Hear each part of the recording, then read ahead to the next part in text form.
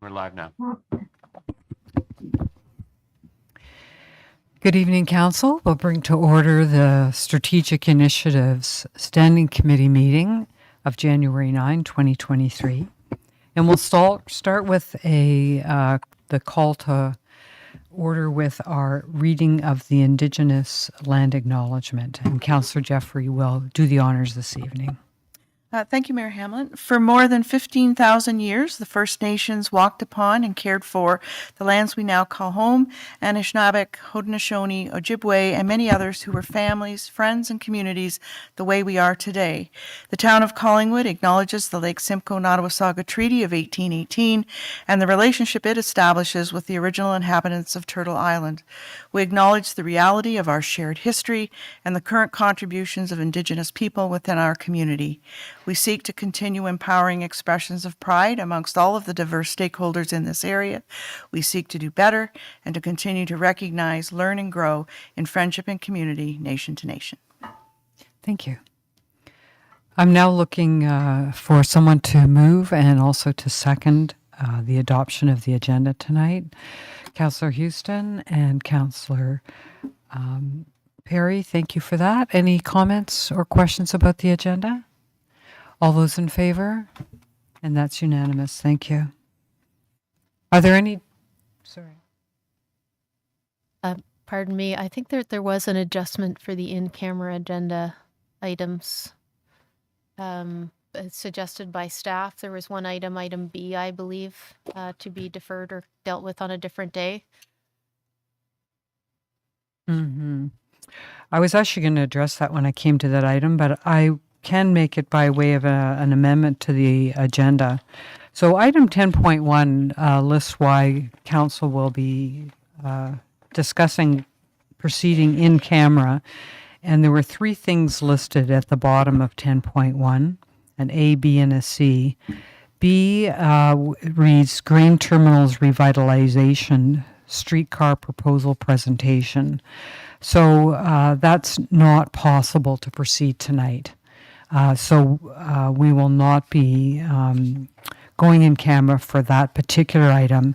So I will look for an amendment to the agenda to delete that B from 10.1. Councillor Jeffrey, thank you. Councillor Baines, thank you. All in favor? And that's unanimous. Thank you.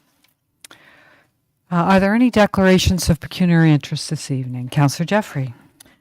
Thank you, Mayor Hamlin. With respect to agenda item 6.2, the staff report T 2023-02 regarding preliminary budget permissions on the capital side, if I would ask that you specifically sever out number 930F, which is Cameron Street, Walnut to Huron, Ontario, and 9388, the Mountain Road widening.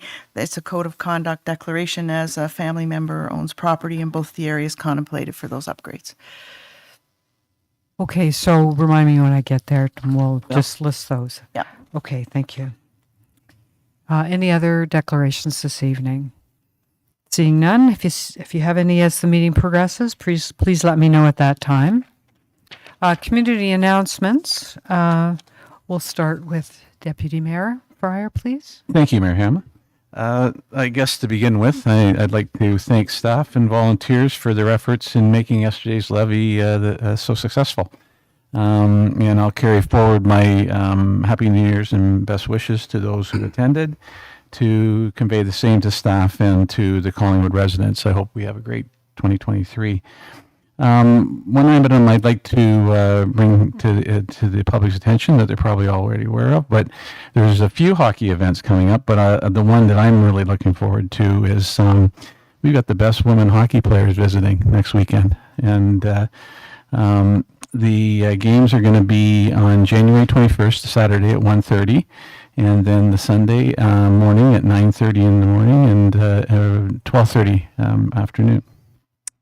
Tickets are online for $15, and there are group rates for 10 tickets or more, and you can just get them through the website shopless.com. And the other item I'd like to mention is the blood donor clinic at the Legion on Wednesday from 1 to 7. There is a immediate need for blood and plasma, and any donors that can make it out would be greatly appreciated. And those are the items I had. Okay, thank you. And Councillor Jeffrey, I know you have a check presentation this evening. Is now a good time to do that? Whenever you would. Now it's prefer. good. Okay, Sure. let's do it now. I'll just, want me to move to the podium with them and then, Yeah. okay, thank you.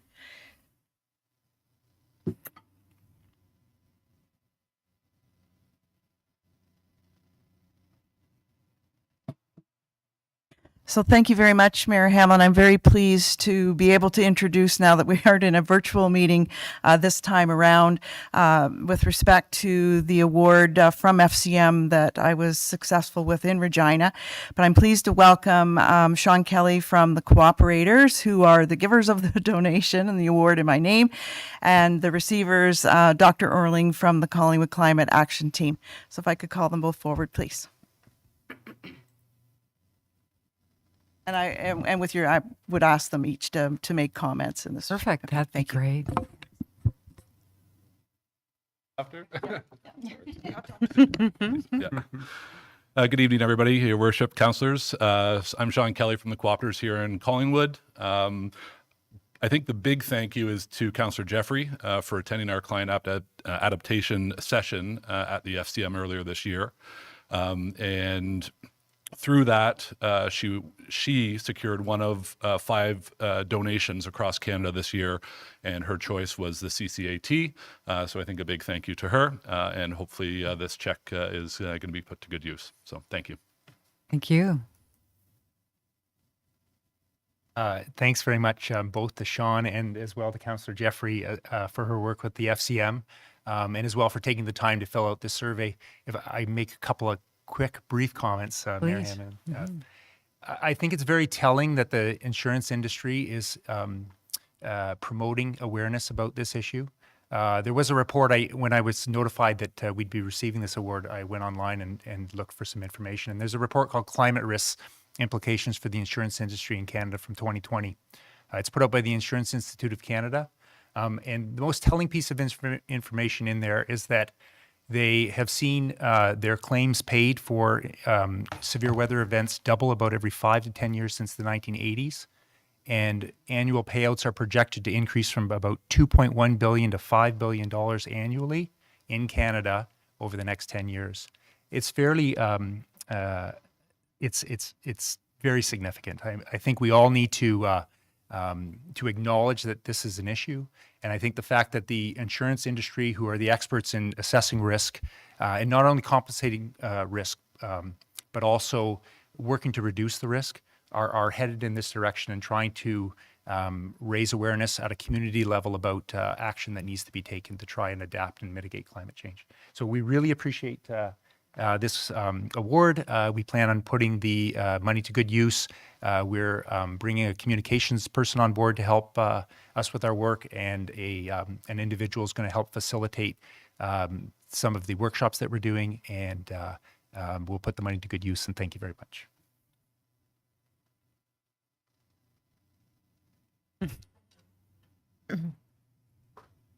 Like a round of applause.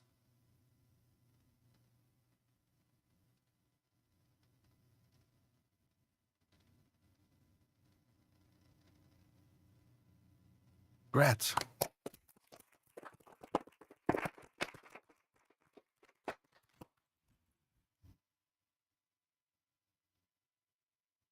Can I assume that's your community announcement for this evening? May I have? Yes. Thank you. I would like to reiterate what the deputy mayor has said. What a fabulous afternoon it was at the levy. Yesterday? Yeah, just yesterday. Yesterday. And it was just, I just think such deserving recipients and such a diverse coverage in terms of our volunteers in this community. So, and I too would congratulate staff and the time I know it takes on their weekend, but it's a very successful, it was an an excellent opportunity in terms of our engagement, in terms of the Indigenous participation, in terms of the dances and things. And I think it was just a fabulous event all around.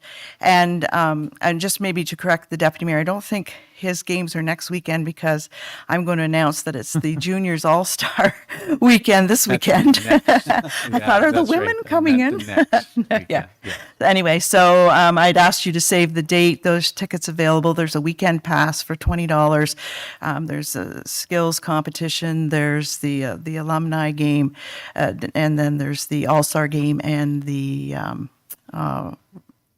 Councillor Ring can remind me what the prospects game as well. Yes, so there's lots going on in the arena the next couple of weekends, but I hope you'll check out. We have 3 juniors from our Collingwood Blues playing on that team. So that's it for me. Thank you. Okay, thank you. Councillor Doherty. I have nothing, thank you. Thank you. Councillor Houston. I have nothing, thanks. Councillor Potts. Yes, thanks, Mayor Hamlin. I just want to wish everybody a Happy New Year. As well, I enjoyed attending the Mayor's Levy yesterday and being the first one. Just congrats to the recipients of both the Order of Collingwood and the Companion of Collingwood. And I'd just like to do a shout out. Over the course of the weekend, we had a couple of our junior blues minor hockey teams win championships throughout Ontario. One being that I was there to witness was the U13A team. They went 5-0 with 44 goals against, or 44 goals for, and 4 goals against. So representing the community well. It's nice to see that things are looking up for our recreation and our hockey. And again, Happy New Year and all the best for 2023. Thanks. Thank you. Councillor Ring. Excuse me. Not a whole lot to add other than like we all were there yesterday, and it was. I thought it was a very well run levy. 8 very worthy recipients were honored there yesterday, and rightly so. And it was great to see the amount of people after a couple of years of either not having them or virtual levies. So it was nice to see that many people in person. So just congratulations to all the winners, and I too would like to wish everybody a very happy 2023. Thank you. Councillor Bain. Just add to what everybody is saying so far. Congratulations to everyone. Councillor Jeffrey, the mayor, all the staff for putting on such a bang-up event, and indeed heard great reports today from many different sources about how impressed they were. And if there's any message to take from this, I would hope for all our citizens, it's to get out there and volunteer in whatever manner it is necessary, because there are so many groups that can use your energy and your skills. So get out and do it. Thank you. Yes, Councillor. Thank you, Mayor Hamlin. I'd like to wish everyone a Happy New Year, councillors and staff as well. I will comment on the day yesterday. I thought it was fantastic. As a first-time councillor, I've never been to a mayor's levy before, and thoroughly enjoyed it. I was very impressed with all the volunteers. I know, moving on to the end of this year, if somebody asked me what my highlight of the year was, it'll probably be the mayor's levy. It was very inspiring, and totally enjoyed it. It was well done. Thanks to staff for doing that. Thank you. Okay, well, thank you. Yeah, I have to say the mayor's levy, I just found it, again, really inspiring. And it was so lovely to see all the people who attended, wasn't it? It was really great. So anyway, thank you to staff and everyone who was there. And we'll look forward to a great 2023. The only additional thing I'd like to mention is on Tuesday, January the 17th at 7 o'clock, Susan Cook, who's been more than ably running our Blue Mountain Foundation for the Arts since 2010, is retiring. And so there's going to be a little farewell for her at the Blue Mountain Foundation for the Arts Center, which is in the same building as the theater there, the Simcoe Street Theater. So that's on the 17th. Susan has been instrumental in really driving the arts and keeping it together, and also expanding its footprint in the region in which we're sitting in. So anyway, all the best to her for her future. At 7. 7. There's one deputation here next, which is item 5, the Georgian Triangle Humane Society funding request. Are they participating virtually, Clerk Gomez? Okay.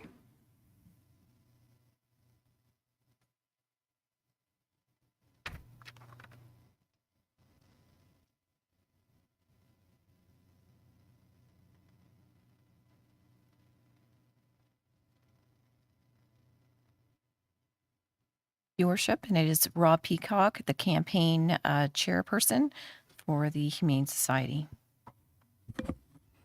Good evening, Mr. Peacock. Would you like to go ahead?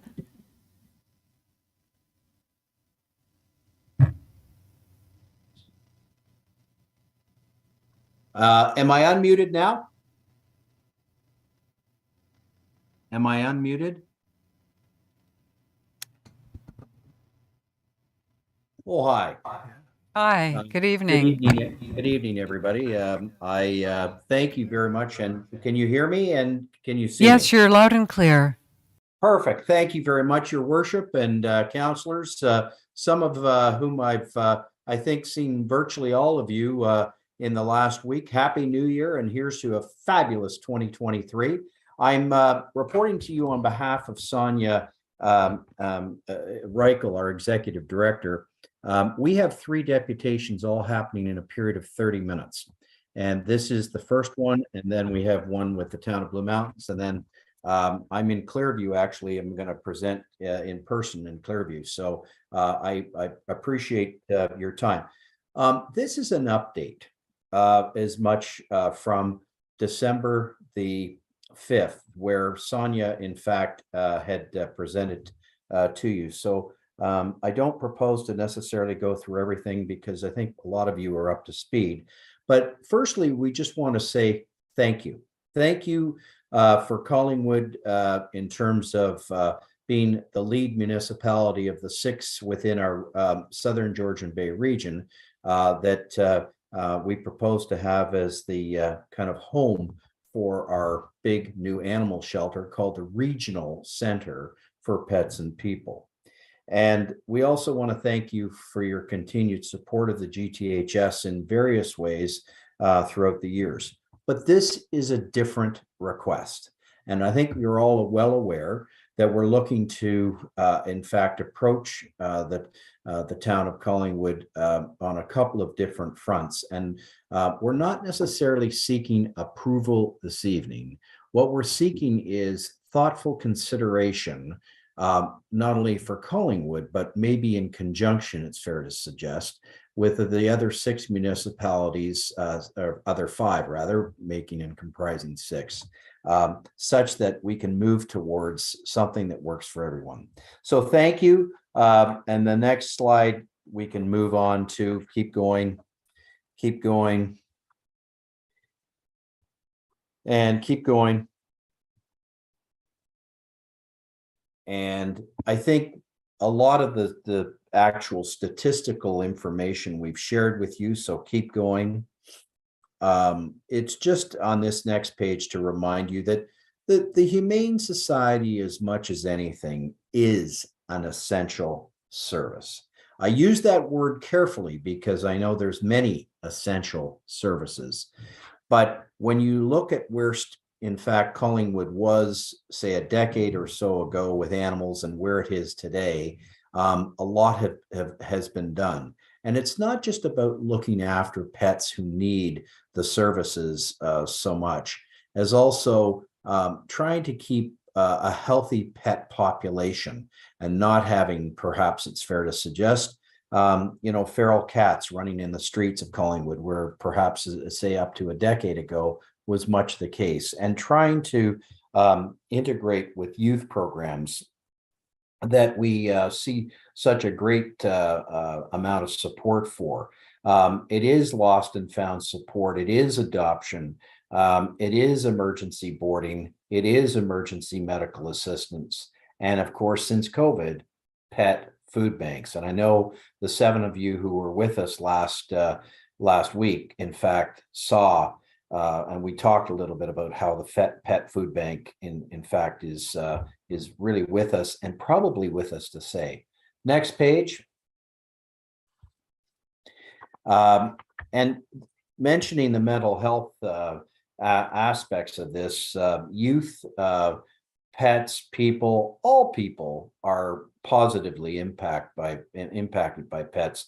And you're going to hear more of the mental health initiatives that the Georgian Triangle Humane Society is going to be embarking on in the next few years. And in fact, we've already made some outreach and are starting the process in that regard with Grey Bruce Health Services, where they have a new individual who's doing their PhD in pets and people right now, not dissimilar from what the Toronto Humane Society is doing and also what CAMH is doing in Toronto. So stay tuned in that regard. Next slide. We wanted to just share with you some of the kind of usage, and it's fair to suggest that not only are, in fact, we helping with being pound providers for dogs at large, housing stray dogs found and reuniting them with their owners, but we provide free spay and neutering surgeries because we know how important that is in the prevention of the unwanted portion of the animal population.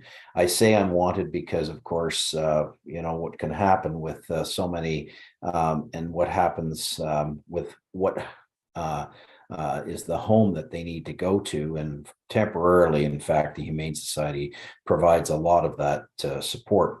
But specifically in Collingwood, pet support services, we support over 534 animals last year in Collingwood.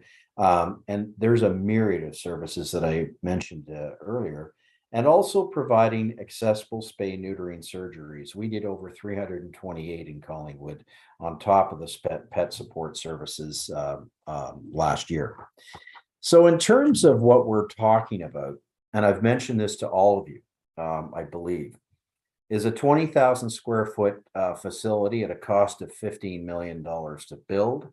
The new building will attract arguably up to a minimum of 30,000 visitors per year. But interestingly, and probably from an economic impacts perspective, will engage over 600 volunteers and employ over 50 full-time staff when the ribbon is cut in 2026, which is what we're proposing. We would arguably be one of the larger employees or employers in the Collingwood region.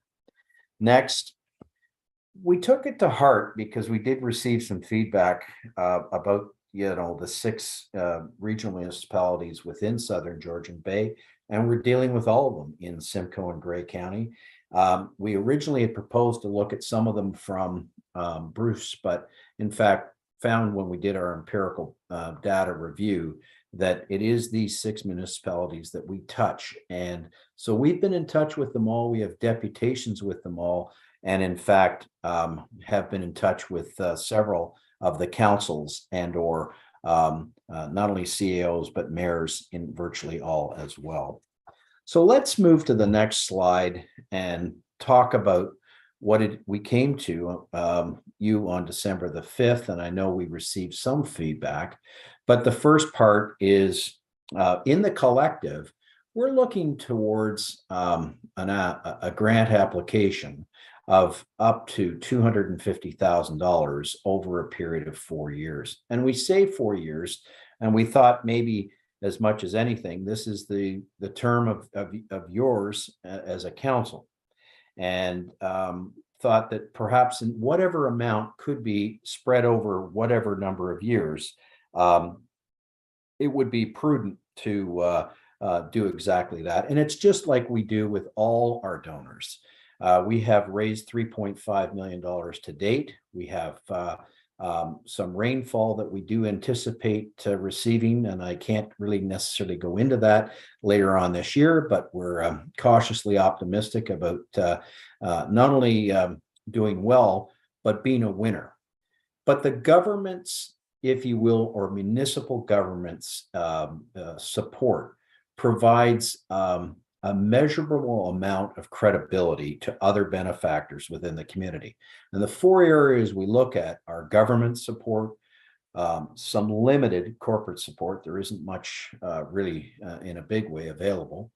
and mostly individual support, and coupled with that, foundation support. And we are working hard, and I think we're not only to date, as I mentioned, being successful, but we've got a lot of reason to believe that we have a winner, and we're probably at this point right now the only major capital campaign going on from a charitable standpoint. We also proposed to talk, and we did talk with you on December the 5th about waiving fees. And this was an outcome of some discussions that were held in the past about a $315,000 grant in lieu of building permit fees, development relationship costs, and so forth. And we've bounced some of that off some of the other municipalities. And I don't think there's much uptake in some of the preliminary discussions we've had as of yet. And perhaps that might change, but we are back to the building grant, proposing that perhaps as much as 200 up to 250 from all the municipalities in the collective, for a total of 1.5 over 4 is the core request that we're seeking. But we're providing Collingwood with the opportunity to waive fees because the regional headquarters will be housed in Collingwood. And I think that you see by the economic impact and activity, there will be lots of Tim Hortons and restaurants and so forth that will receive benefit from all the traffic that will be had on Sanford Fleming and around the local area. So we want to thank you very much for once again enabling us to reiterate our particular proposal with more specificity than we'd had in December, and we're open to any questions that you have. Okay, thank you for that. Council, would there be any questions of Mr. Peacock tonight? Well, I think your presentation was very thorough, and there doesn't seem to be any questions, so thank you for coming. Thank you very much. Here's to 2023, and go Blues on Saturday with the All-Star game and all the many great activities coming up. Take care, everybody. Bye-bye. Thank you. Bye-bye. Are there any other deputations, Clerk Gomez? No. Okay. So the next item on the agenda is the staff report T2023-01. This is 2023 budget draft number 3. And there's a couple of parts to this motion. I'll start with the first part, that staff report T2023-01, 2023 budget draft number 3 be received. Perhaps if we could vote on that, and then we'll move to the next part. And I'm going to start myself this evening, and so I'll be handing the chair over to Deputy Mayor Fryer. So in terms of receiving the draft budget number 3, are there any comments on that? No? Okay. Can we bring that to a vote then? All those in favor? We'll move her in a seconder. Thank you. Councillor Jeffrey and Councillor Baines. Okay, now let's vote. All those in favor? Great, that's unanimous. Thank you. And now I'll turn the chairing of the meeting over to our Deputy Mayor.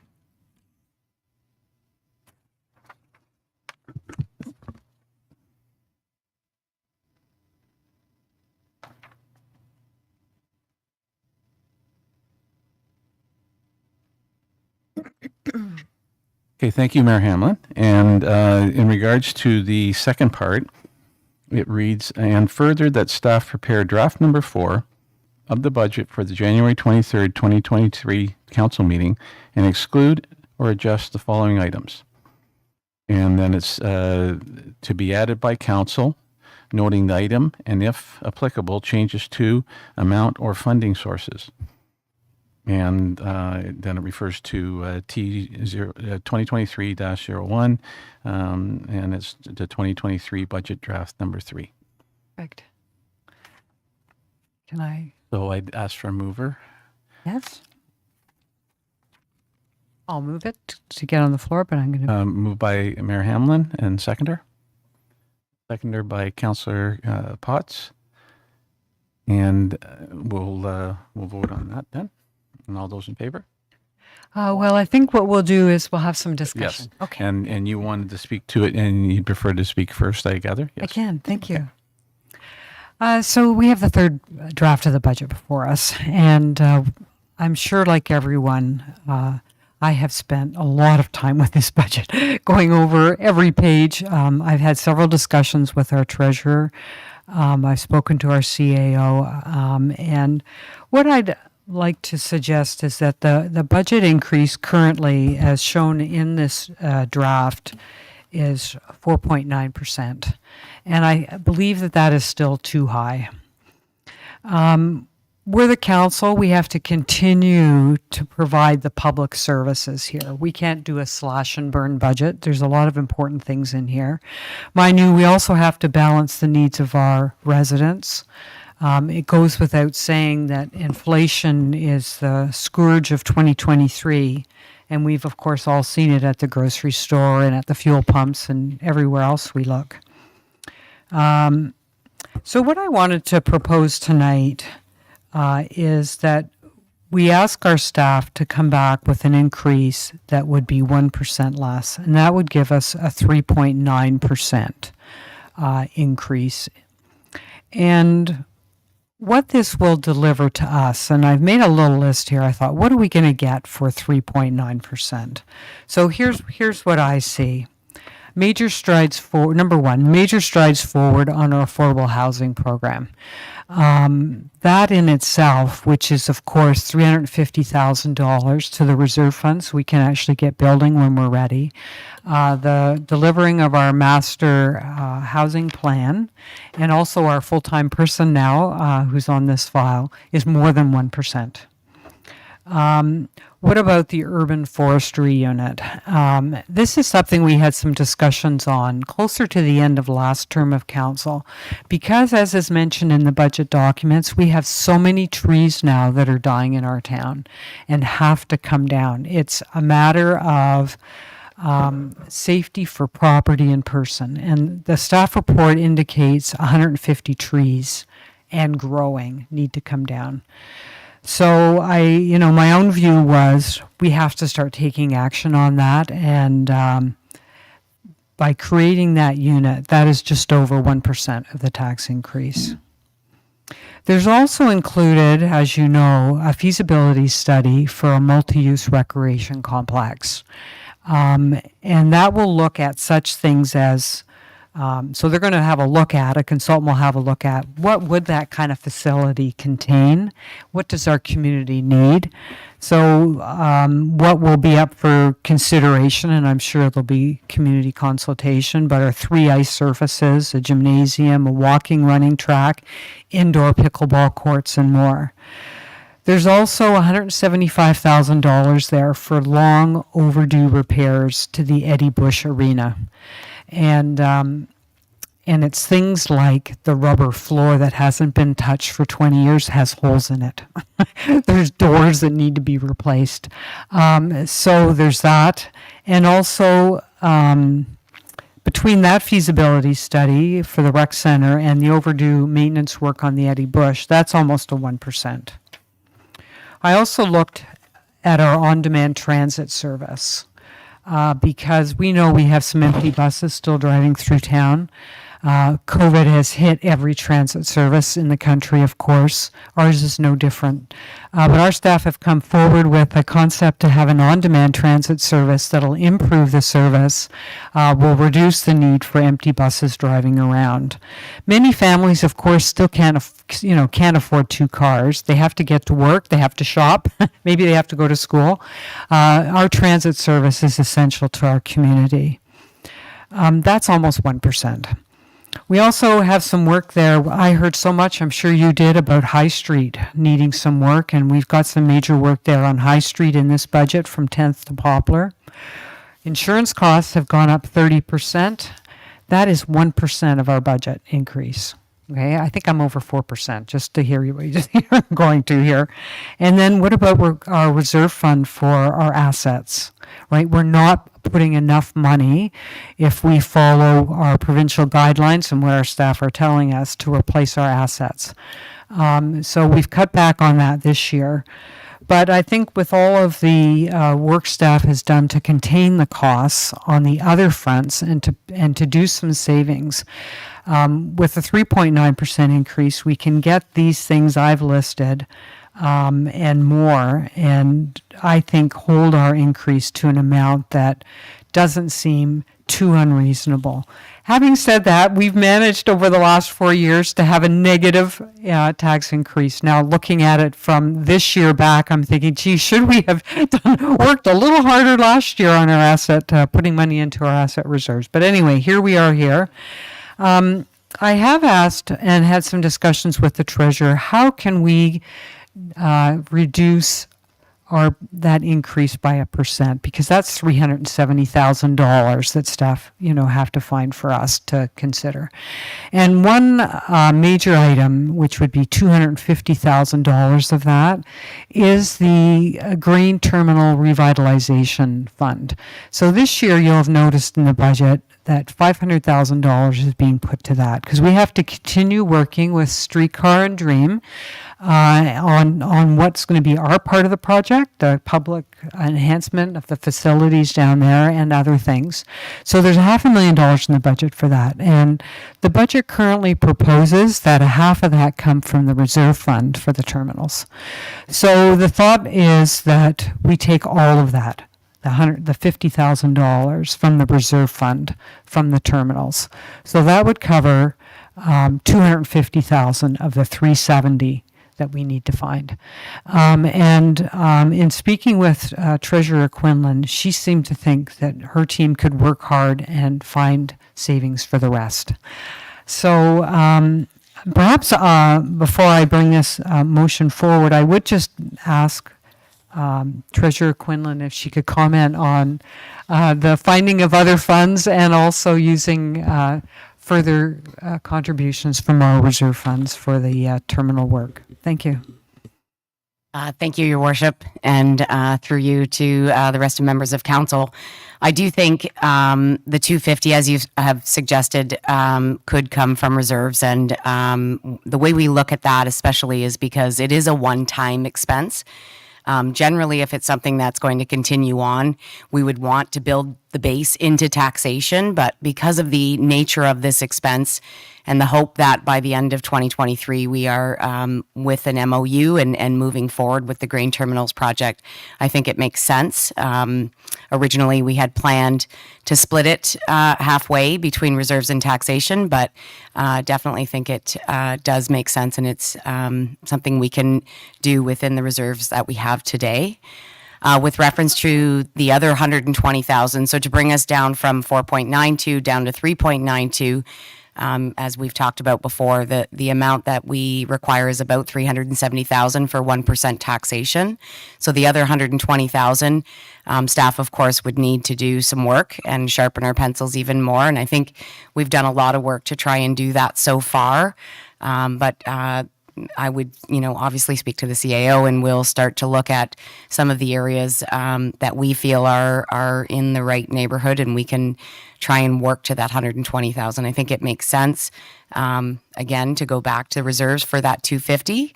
But this 120,000, we'll have to do some analysis from a staff perspective and bring back some options for council. Thank you for that. And my other question was, if we were to bring in a tax increase of 3.92%, what would that mean for the medium assessed house on a monthly basis?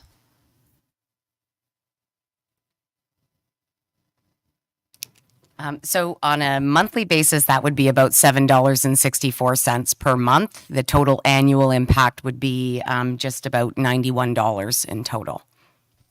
Okay, thank you for that. So the motion I would like to or the amendment I would like to make to the resolution would be that, so it currently reads that staff prepared draft number 4 of the budget and I'll come back to the meeting date in a moment, so I'll leave that out, that staff prepare draft number 4 of the budget to arrive at a 3.92% increase for 2023. So we will speak to the amendment first. So do you have a seconder for the Councillor Doherty? So we'll ask council then if they'd like to speak to the amendment. And Councillor Jeffrey, you go ahead. Thank you, Deputy Mayor. So I guess I see and understand what the mayor is trying to accomplish here, but I think that all the members of council have gone to a lot of work in the past week, and I think philosophically we may have some differences of opinions in terms of what should be going into that 3.9, whether it's staff deciding what that should be, but I think it's council should be giving direction to staff as to what their druthers are in terms of where they're going. And I'd think to truncate that conversation this evening and the input that we have and the questions we have with respect to each of the individual items to which you referred would not be a good process. I think that's an amendment you might be able to bring up at the end, depending on where we get with the discussion on some of these items. But I know I have some very specific questions with respect to each, and philosophically where we see ourselves carrying forward in a number of areas. So at this time, you're not going to ask questions. We're speaking to the amendment. So Yep, exactly. I'm just saying I disagree, and I won't be supporting this process if it was withdrawn and maybe considered after we were afforded the conversation with the rest. That would be great. Okay. I turn to any other councillors who would like to speak. Councillor Doherty. Yes, thank you, Deputy Mayor. So I will just explain that the reason why I have supported this amendment is because I support the increase of 3.92%, the number that we have been looking at. And I see further discussion I don't see this as the end of the conversation. The treasurer has already indicated that staff will be going away with a sharp pencil. Well, I see further discussion among this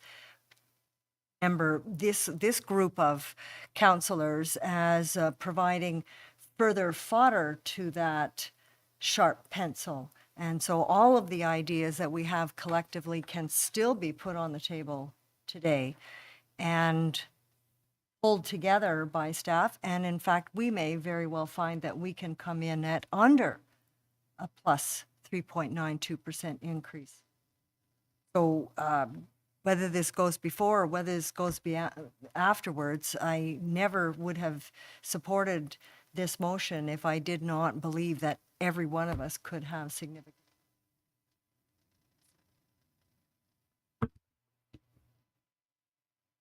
Okay, thank you, Councillor Doherty. I believe Councillor Baines, you would like to speak. Thank you. I am in support of this amendment. I've gone through this 3 times now, line by line, and struggled with many of the items, thinking that we could get some savings. But in the explanations that have been provided, it just seems too high a cost, I think. I think this is a reasonable solution to this problem to bring it down to 3.9. Having said that, my greatest concern is the status of the AMP, which is the Asset Management Plan, and I'm shocked at where it is and really concerned about the economic sustainability as we go forward. And certainly in succeeding budgets, that will be where my focus will be, to try and bring that gap back to zero. So, but having said that, it's a huge cost at this point, or concession, if you will, on my part, at least personally, to swallow it, to take the AMP where it is now, which is approximately 417,000, I think, from the 900, and to accept that. But in order to get this passed, I think it's a reasonable response at this point, and that's why I'm supporting this amendment at this point. No doubt we can come back and talk about the 120 in line by line, but that's my position at this point. So thank you. Thank you. Councillor Ring? Thank you very much, Deputy Mayor Fryer. my thinking the same is I could support this as long as it's a minimum. We're supporting it that we want to get down there, but I would like to see us continue to try to get lower. Whether we pass this now or pass it after the fourth draft, my feeling is, I know it's going to be tough, but I really think that we've got to do whatever we can to get down even less than proposed. But I could support this as presented at this time, as long as we still have the opportunity to continue discussions and once the staff comes back with finding ways for that $120,000, maybe we can see that there's ways that we can actually even get lower. And that's what I would prefer to do, is get lower than that without jeopardizing services that we currently offer and infrastructure, whatever.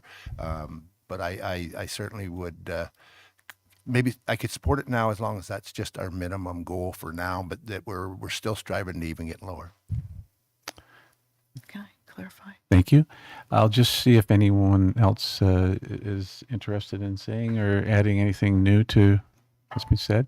Okay, Councillor Jeffrey, you wanted to just... Thank you. Just through to the mayor's to clarification, because my interpretation of the wording of that motion, that was a finite 3.9, that if we got to that, we would be happy. So if we were, similar to Councillor Ring's comments, if we were amending the amendment, or if the mayor was inserting a minimum of 3.9%, so that it's understood that council will still be able to work at it after the fact. Because I think I've heard a lot of really good feedback and potential alternatives within each of those agenda items that we could potentially get down further. So if it's a minimum of 3.9, but that's not the way the motion read for me, so.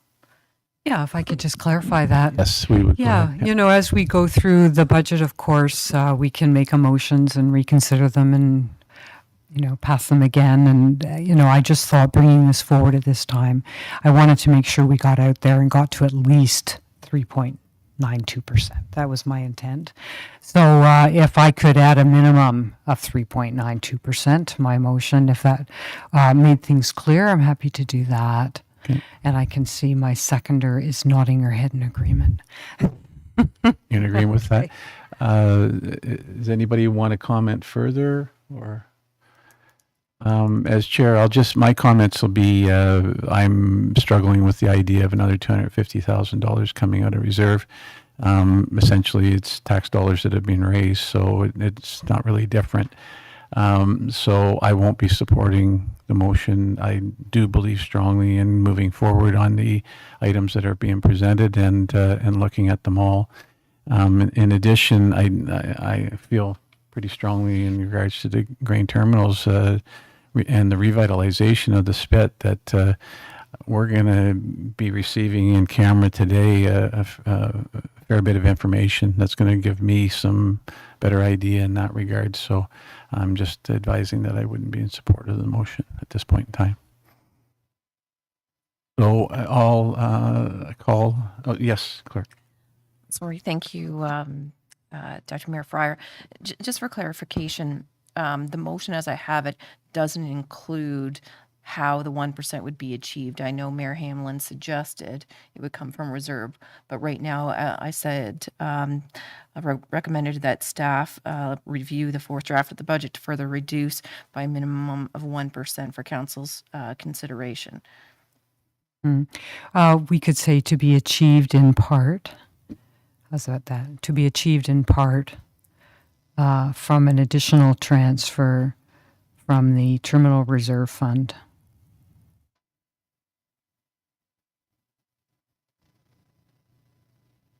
And further study by staff for the remainder. Well, I said in part, so they'll So you'll just, that way, okay.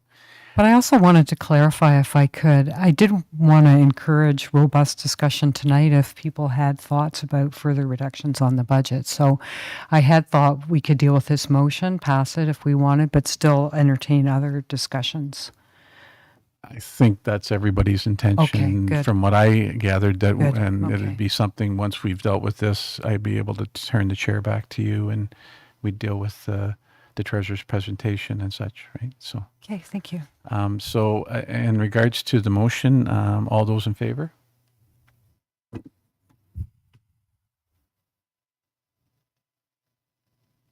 Okay, and all opposed? That's carried. And I believe I will turn the chair back to Mayor Hamlin. Okay, thank you.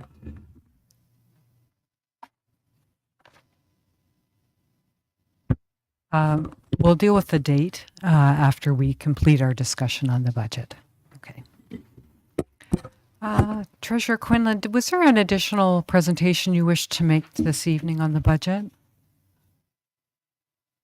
Have a presentation prepared. We had thought that maybe it didn't need to be. Is there will of council? Yeah, I think there is. Thank you.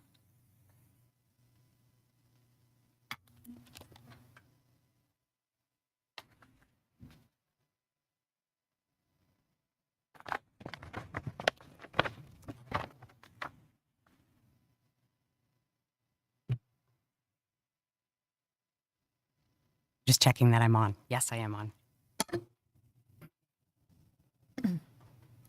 Sorry, I'm going to be clearing my throat. I am still battling a cold. It's not COVID, but we're slowly getting over it, and hopefully it'll be over soon. So I'll ask you just to go to the next slide, please. Robin, please. So again, and I'll go really quickly over the first few slides because they are just a reiteration of what we've done over the past few months. We talked about in August, we did the public survey. In September, we brought our first report to council, and it was just an economic overview of where we were at and sort of the CPI and what was happening in the world today.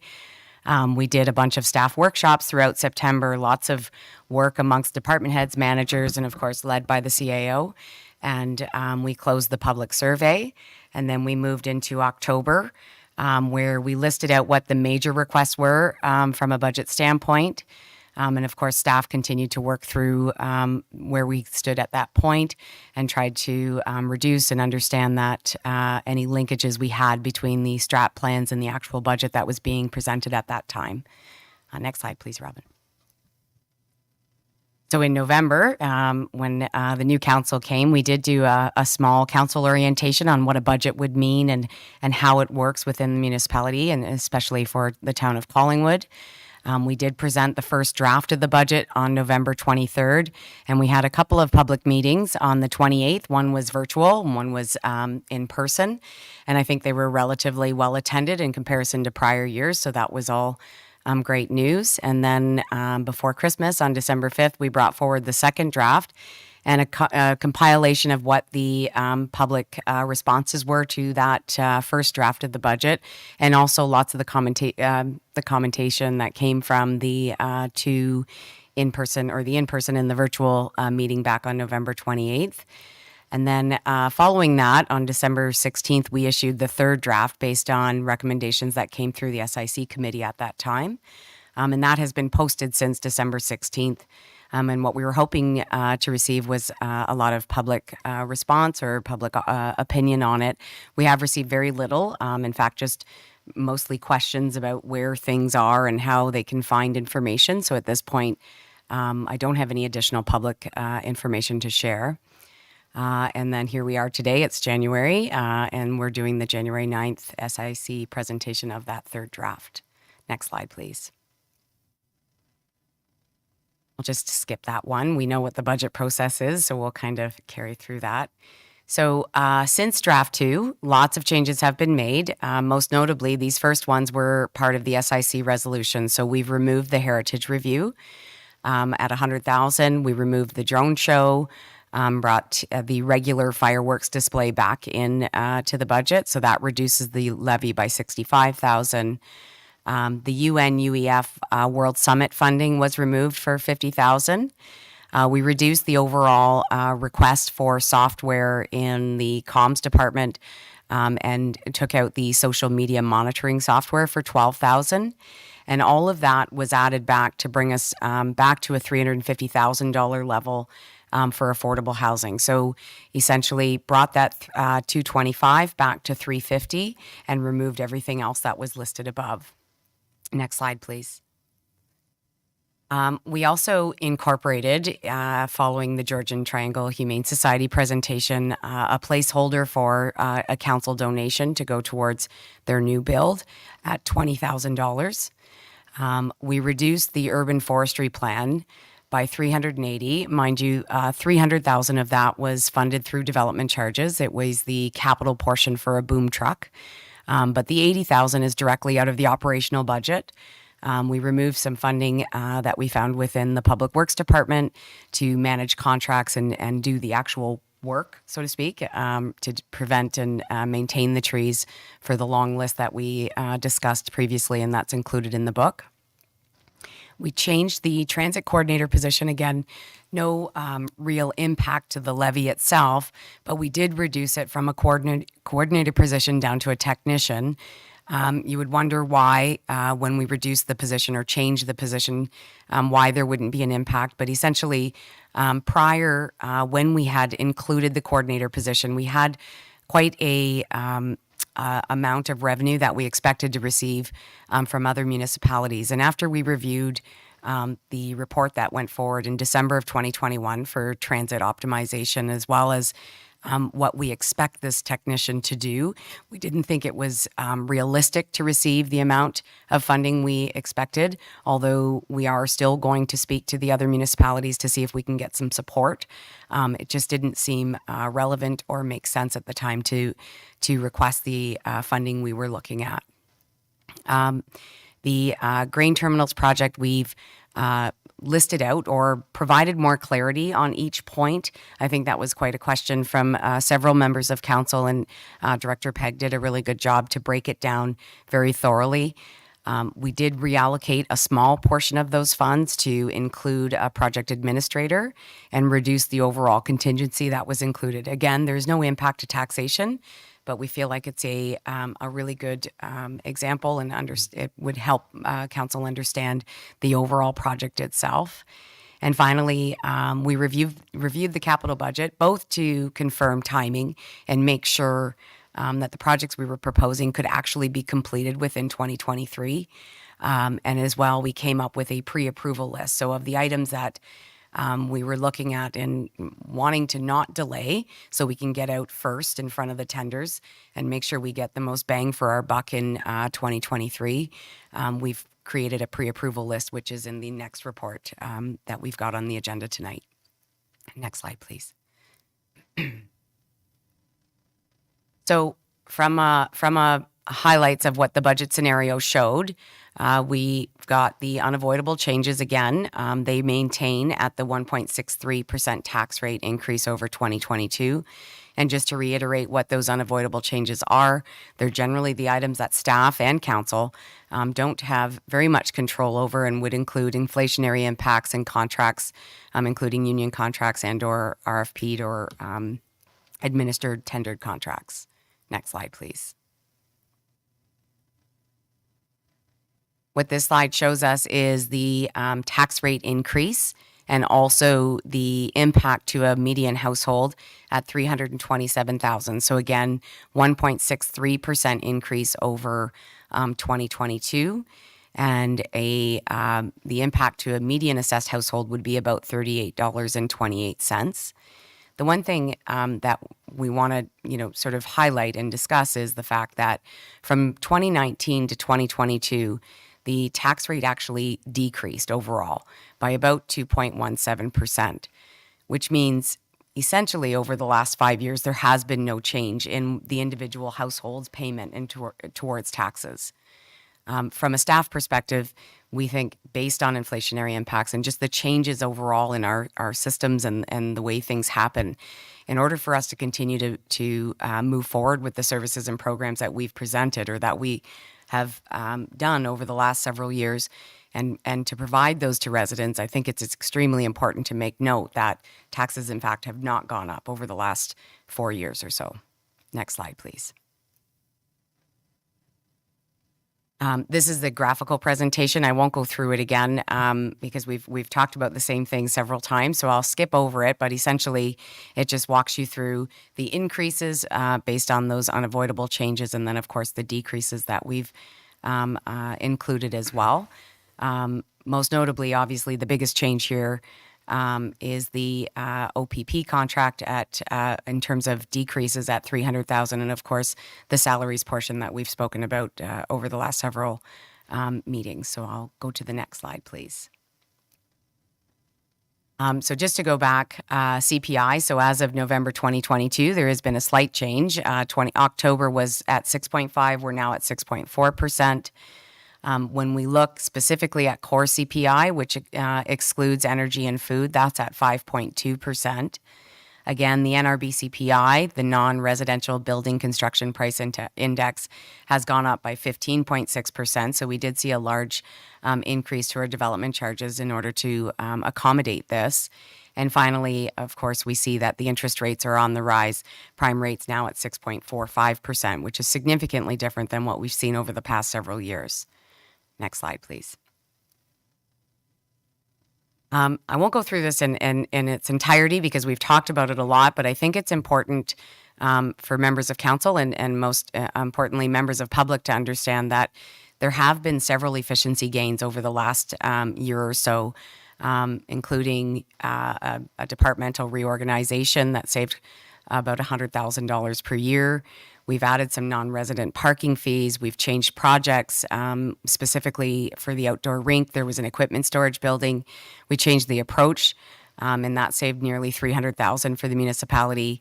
We are doing a fees and service review, and through the development process to understand if we're actually collecting appropriate fees as we do for growth and as part of planning and building. We've included the new Tecumseh administrative fee. Of course, that won't begin until the new plant is commissioned, but that will come along in 2026. We've changed the way we deal with the trailer for extra space at the wastewater treatment plant. Previously, we were renting it. Now we're going to purchase it. There's a payback of just over 3 years in order to do that. There's been some mitigation at the CPA, or Central Park Arena, and the Centennial Pool, and it saves a significant amount in both repairs and maintenance to mitigate the vandalism that occurs on those buildings. And finally, I'll include, and there's many others, but the biggest list here, that for our pumper truck, we received an additional $100,000 that wasn't expected because the fire chief took it upon himself to find some other fire departments looking for that type of pumper truck. So quite well done. Next page, please. Or next slide, please. So to go back, the items for consideration, what we've included at this point is a total impact of 4.92%, 1.63 coming from those unavoidable changes, and 3.29 coming from these items for consideration. To remind members of the public and of council, these include service enhancements, previously included council resolutions, and adjustments to service levels. Next slide, please. So the impact that this, and my apologies, there's an error at the top. It should say at a 4.92% increase instead of a 5.15% increase. But at a 4.92% increase, the median assessed household would see about $115.50 increase to their taxation.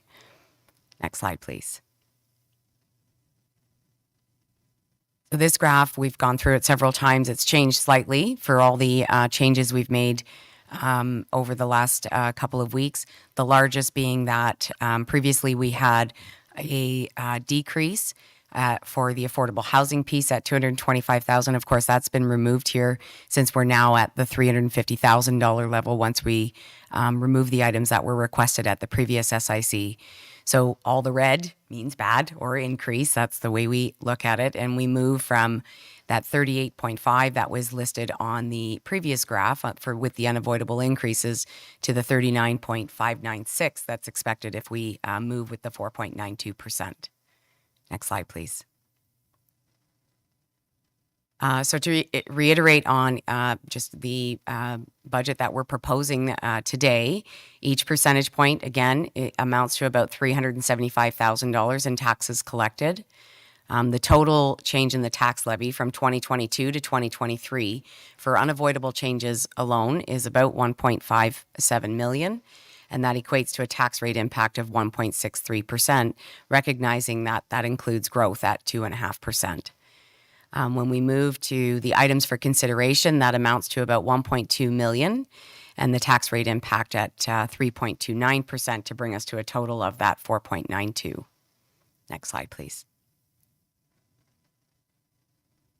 So one of the requests that came out of the SIC meeting was to compare population growth versus staffing growth in the FTEs. So in our staff report, we explain that essentially, yes, the rate at which the population has grown from 2018 to 2021 is at about 13.8%, while the FTE growth moved from 2018 to 21 at 17.8%. So there is a difference, and I'm sorry, 2016 to 2021 at 17.8%. So there is a difference of about 4% between the two numbers.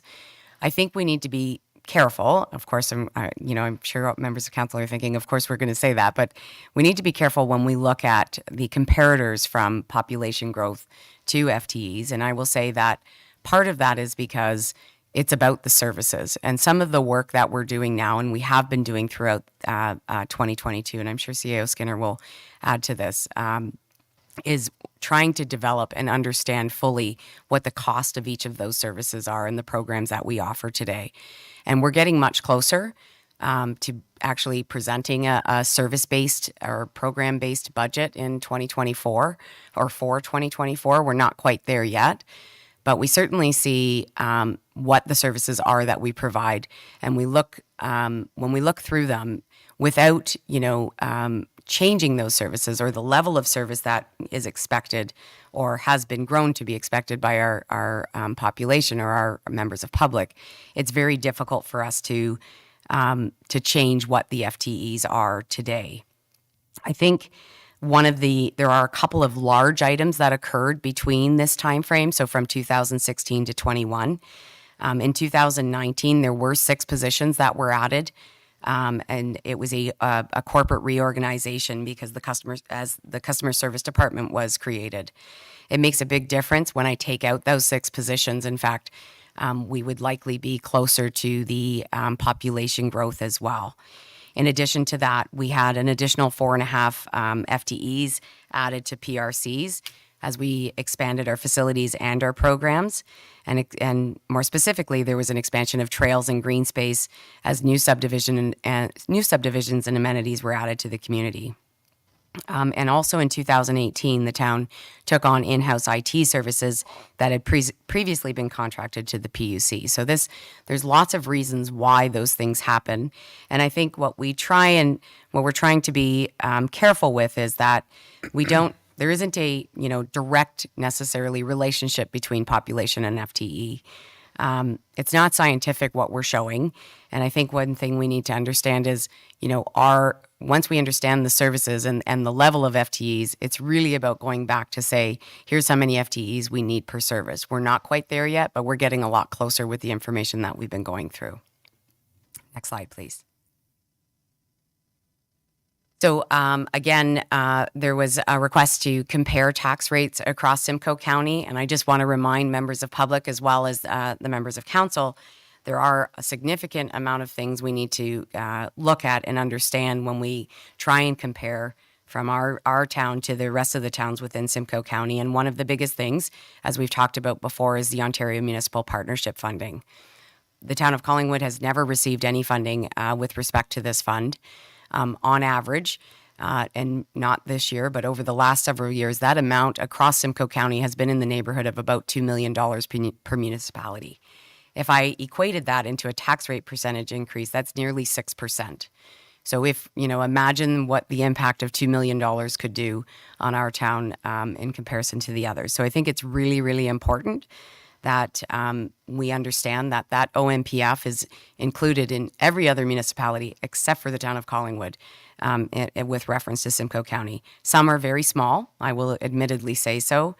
The amount specifically for some of the larger municipalities, and we would say Innisfil is extremely small, but when I compare municipalities across Simcoe County, that average at 2 million is significant. And if we think about the fact, again, about what that would mean in taxation, it's nearly 6%. So it's an important number to be aware of.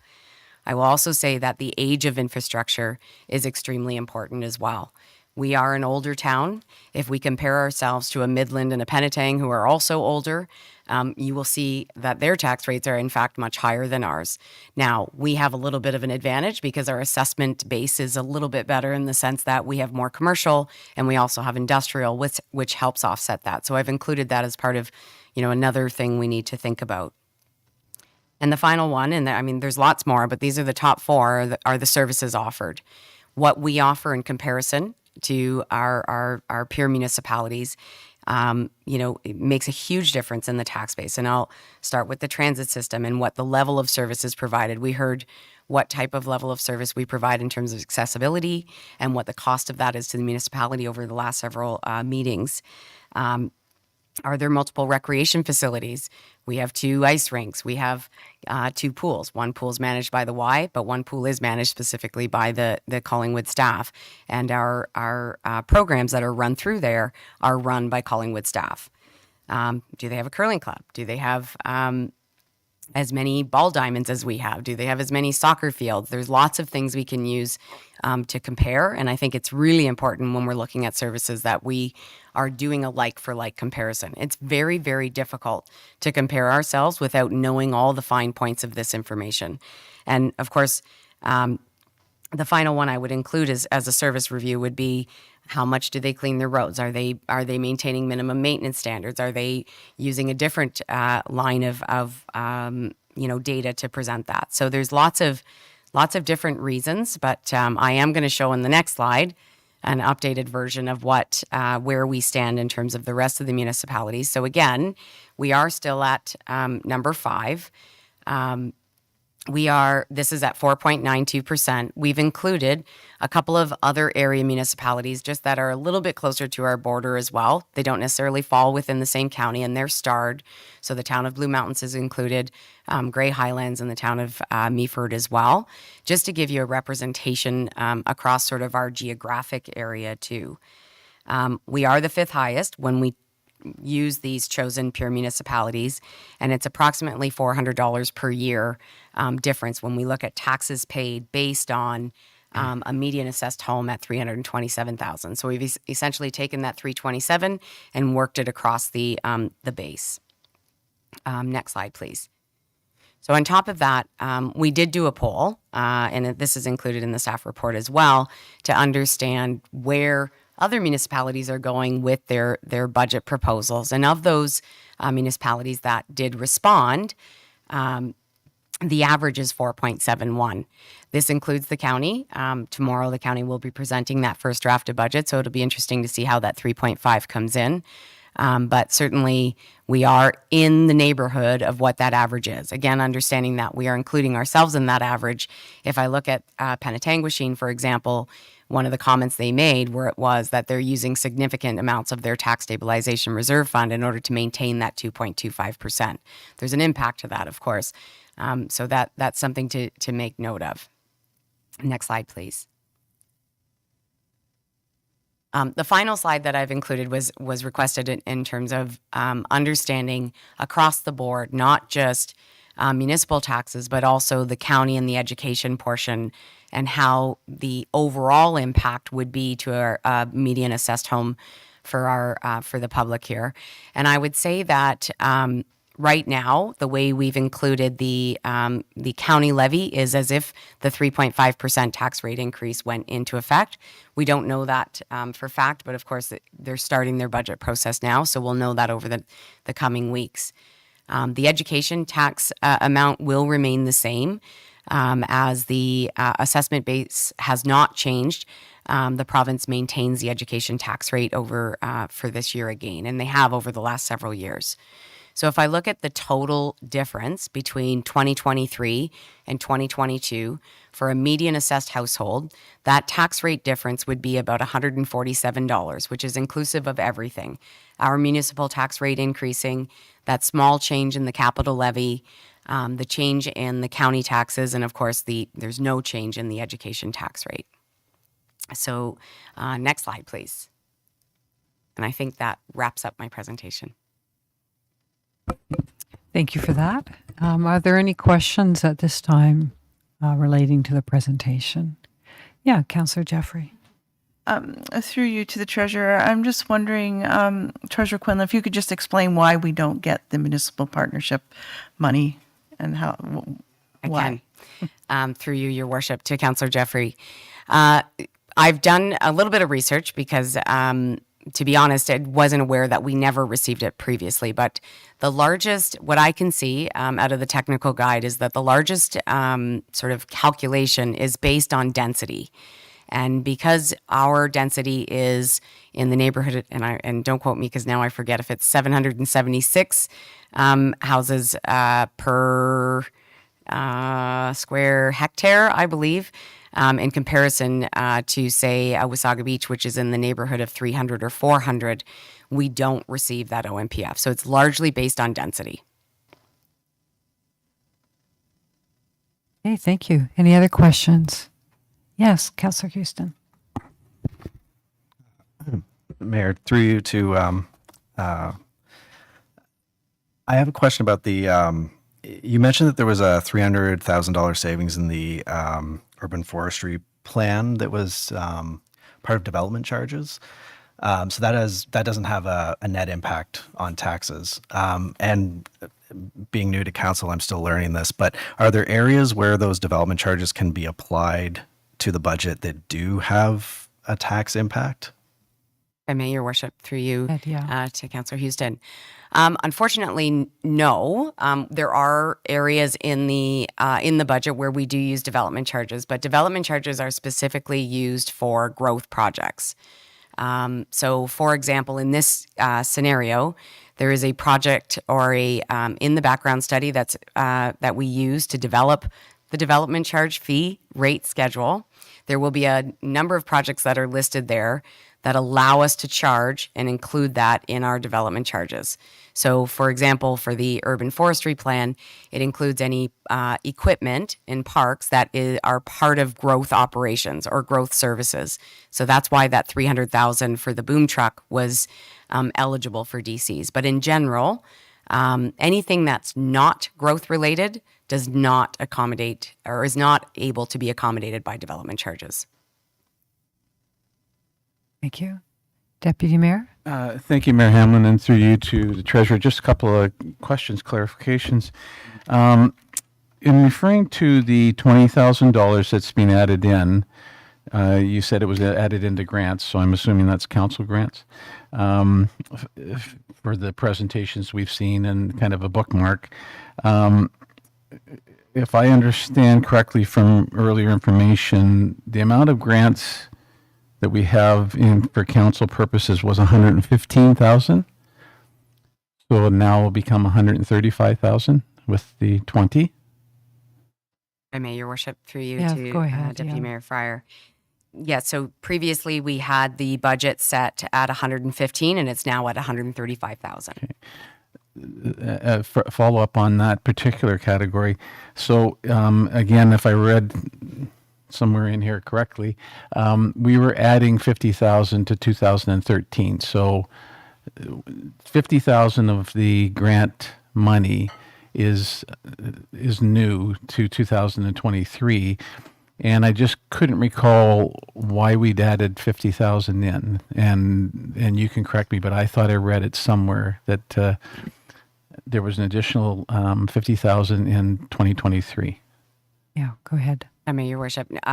No, I don't have an additional 50,000. In the budget for 2022 was 124,000. And for the 2021 budget, it was 190. But I don't recall the 50,000 discussion. I'll relook at that then. If I may, the next question. You spoke about the IT being added back into, or coming into town in 2018, and from the public utilities. Now, the public utilities was dissolved in 2016. Yeah, my apologies. I may have misspoke there, but they were contracted actually and not full-time employees until 2018. But they were, yeah. Okay. I believe it's been noted in one of the responses to our questions over the last couple of weeks. And again, thank you for your responses. And I know it's very difficult to get back to us as quickly as probably you think we would like. And I unfortunately have not had a chance to look at over some of the information you've given us. But have you noted that the strategic advisor position is not included in 2023? For you, Your Worship. ahead. Yes, that's correct. We have not included the strategic advisor position. So just a suggestion, perhaps that would be listed as an efficiency from 2022 then? So there's been, as part of 2022, there were some sick leaves that we were helping to offset with that strategic advisor position. So I don't know necessarily that we would be able to say that that's an efficiency gained. Those are the questions I had, and thank Okay. you very much. Thank you. Any other questions at this time? Go ahead. Thank you, Mayor Hamlin. Maybe I'll ask it now instead of our conversation going forward, because the treasurer will probably have to clarify anyway. I know that employers like Blue Mountain Resorts have a full skill set of their employees on their database, and when they require something, they search through that database firstly to see if they have the skill set within their municipality. And with respect to the urban forestry unit, it's my understanding in the past the town of Collingwood has also done such a thing as a premium that in cases where they're union employees, that the union does support that, but that the money has to be already approved in the budget. And I'm wondering, in terms of urban forestry, if we have scanned our internal employees, if we have considered the ability to pay a premium while they're working specifically on the urban forestry part. And in that, rather than hiring a full-time arborist in a seasonal position, would we be able to further assess that position if we had such an ability in terms of seeing how much we need to invest going forward? My understanding is because the Public Works has having to been dealing with the trees and situations over, that perhaps some of that equipment is already available. But I'm just wondering about our ability, number one, to pay that premium to an existing employee, and the benefit of us being able to transition and have another year of performance to base on whether we actually need to hire a full-time arborist for that. Yes, go ahead. Your Worship, through you to Councillor Jeffrey. I'm not sure I can fully answer your question, but I'll start, and then maybe I can lean on Director Peg and Director Salama to help me. But do we have a list of current sort of capabilities of our current staff? I would say, to a certain extent. As you know, we're endeavoring on an HR master plan this year, which will likely recommend that we have an HRIS system that would help us with that sort of inventory, so to speak. I am aware that in the past there was some work done by a particular member of the union that had the credentials to do that type of work. I think what's a little bit different in this situation is that we're not just looking at a person to be able to actually complete and fully complete that 150 tree list that we've been talking about, but to make a plan and understand the impacts and go preventative on a go-forward basis. I think there was some union negotiations that were included to understand whether that position was to be, included as part of the works that they do. I'm gonna lean on Director Peg here a little bit because I'm not 100% sure, but I think certainly we could come back with a more fulsome answer at some point. Yes, go ahead. Thank you. Thank you, Your Worship, and thank you, Treasurer Quinlan. So first of all, in regards to the inventory that Councillor Jeffrey mentioned, so it's called the skills inventory, we do have one in part. So when COVID hit, the town proactively did create a skills inventory to get a sense of what skill sets were available amongst our staff. That's something that the HR team has been looking at in terms of evolving and maturing more. And as Treasurer Quinlan mentioned, as we move into the HR master plan, where we just had our kickoff meeting actually and are quite pleased with the consultant, that will be something that will be part of that analysis as we move forward.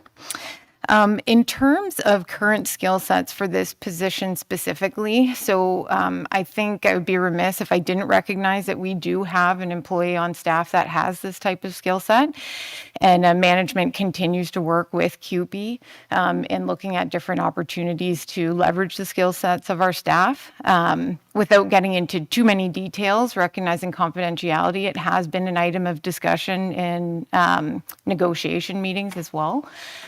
So we continue to work with CUPE around that position, but also recognize that what's being proposed in the budget is different in some form of the work that's being done today.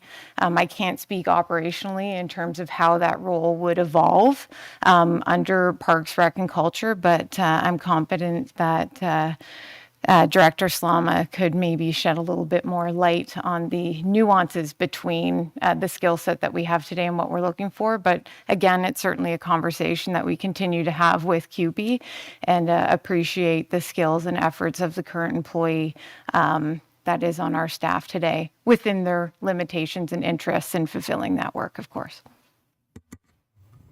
Director Slama, do you want to add anything further? Thank you, Your Worship. I don't think I do have anything further to add. I think Director Pegg spoke well. Okay, thank you. Do you have any follow-up, Councillor Jeffrey? No, just to say that what I'm hearing is there is potential going forward, and that staff would report back as to that possibility, because I think, again, anywhere that we can have existing staff make more but cost the taxpayer less to get the services, then I think that's a job well done. So I look forward to hearing back from staff. Okay, I think those are all the questions right now for you, Treasurer Quinlan, so thank you.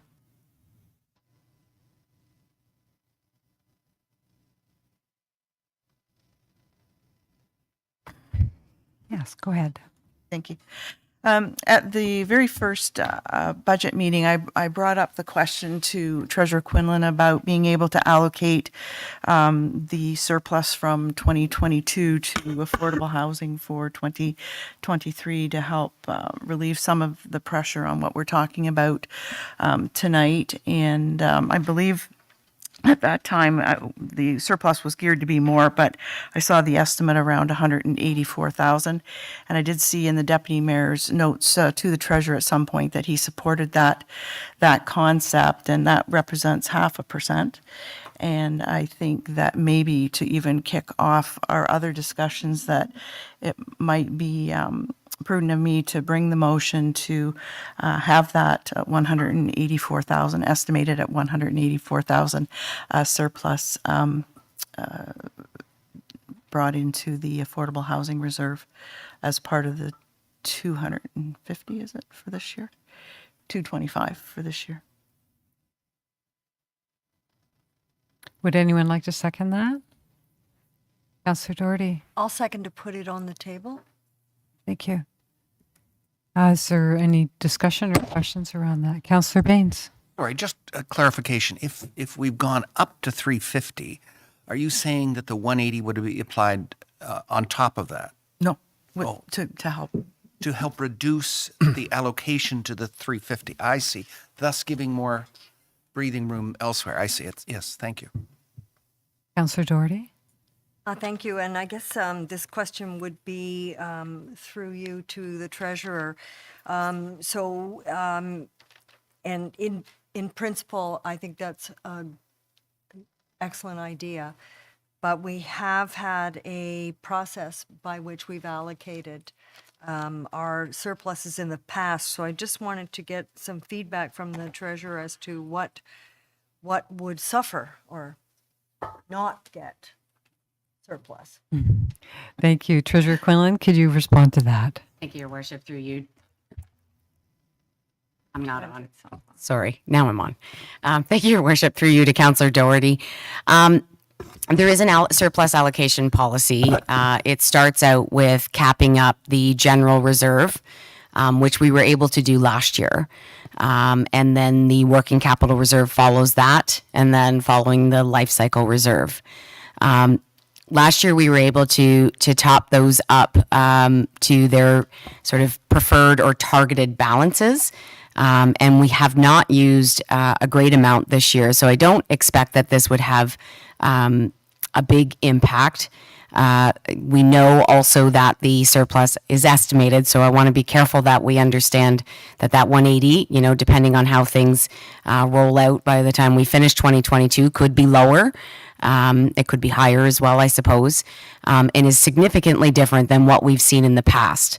In the past, we've obviously had, and I shouldn't say obviously, but we have had some larger surpluses, again, because of the fact that our supplementary bills were budgeted at something much lower than what we budget them at today. And also because we would receive many, many years, often sometimes 4 or 5 years on a supplementary bill. Today we receive about 2, maybe a year and a half, which changes things significantly. So I don't think there's any issue. I don't see it being a large issue, albeit we want to make sure we maintain those target balances as much as possible. For the amount that it is, I don't think it's going to substantially change our position in that sense. Yes, CEO Skinner. I thank you through the probably to the treasurer, but in response.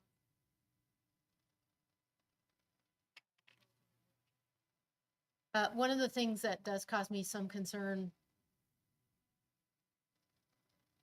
assets moving forward. So our capital asset management plan had a gap of about 900. Someone mentioned into that this year, and as a year,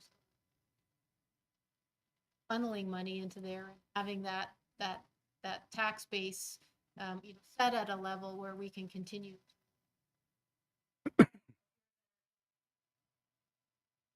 Sparkly to a little more mundane because of the number of our assets. We will look.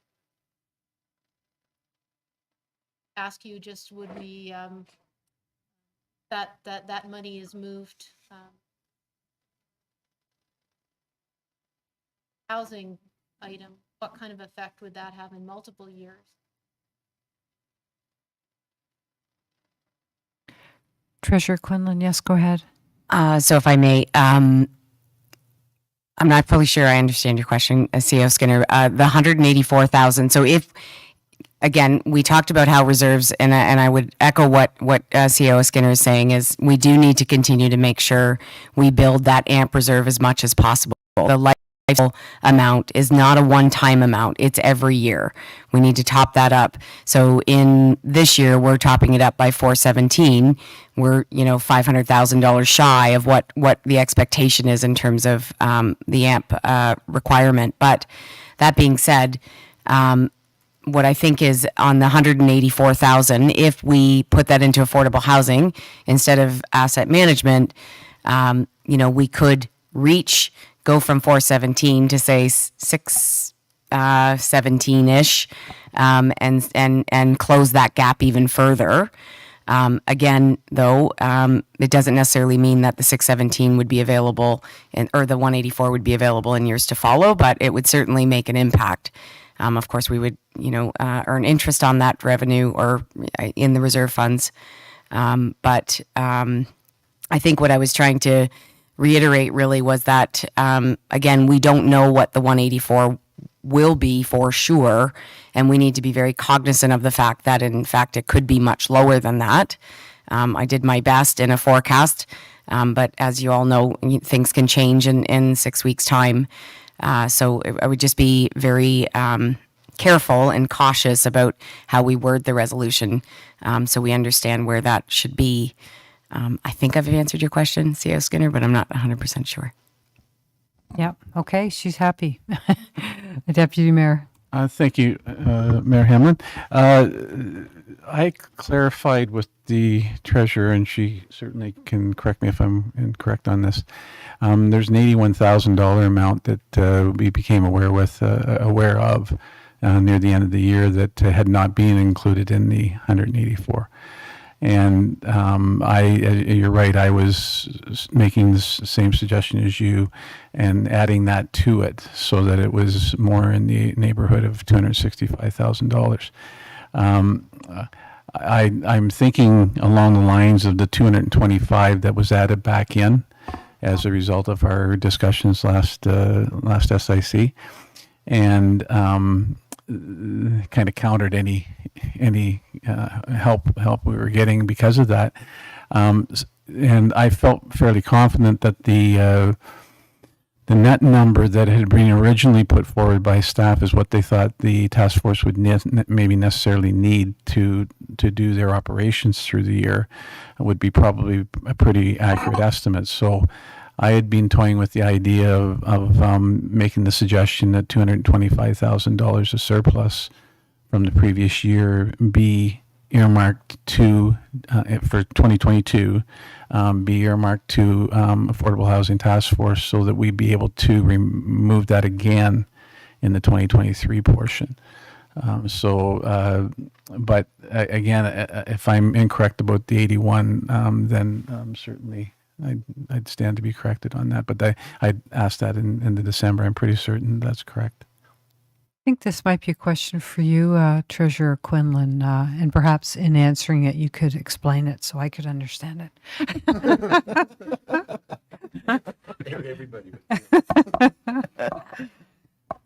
Through you, Your Worship, to Deputy Mayor Fryer. I do recall the 80,000. I unfortunately can't remember the item that it was related to at this very moment. I thought it was gas tax, additional gas tax. I could be wrong. If we got additional gas tax funding, was it you thought that we could fund it with gas tax more? I'm sorry, I do remember that discussion. I just don't recall. It was $81,000, and I just can't recall specifically what it was. But the question I'd asked in December was, had you included that in your estimate about the 184, and you had not? And I do recall making that comment for sure. So I think if you could give me a little bit of time to remind myself what the 81,000 was for, what Deputy Mayor Fryer was suggesting is that my 180, the original estimate for 2022 closeout of 184,000, there was an item that came forward and recognized that it had not been included in the forecast because it was found after the forecast was made, and it was in the amount of about 80,000. So his thoughts were that, and Deputy Mayor, please, correct me if I'm missing anything that you had, was that the surplus could in fact be up to 265. And that is possible. Again, that 80,000 is in there. But I would encourage us all to remind ourselves that it is a forecast. That 184,000 is still just a forecast. There can be changes, but I can certainly take a look in my emails, and I'm sorry, I do completely forget what that 80,000 was for, but I do recall that number and confirming the fact that it was not included in the forecast because we weren't aware of it prior to the forecast being completed. Councillor Baines. Goodness, there are lots of... Excuse me. Sorry, did you have a follow-up? I do have follow-up. Yeah, Thank you very much. And I was just going to say to Treasury, you certainly don't need to apologize for losing track of a little number in a $39 million budget. But my reasoning, just as the Treasurer points out, it is an estimate. So I was thinking if it is estimated to be 265,000, the 225 would give a buffer to perhaps make sure that if there was because the reason we brought it up or discussed it was that it was something unique.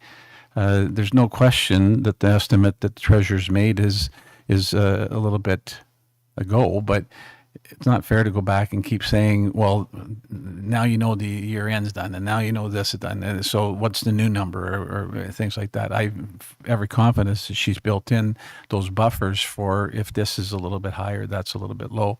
So as I said, I was looking at possibly a surplus estimate of $265,000, and I was relating to the 225 because it was the net number was the number that staff had proposed in the first place.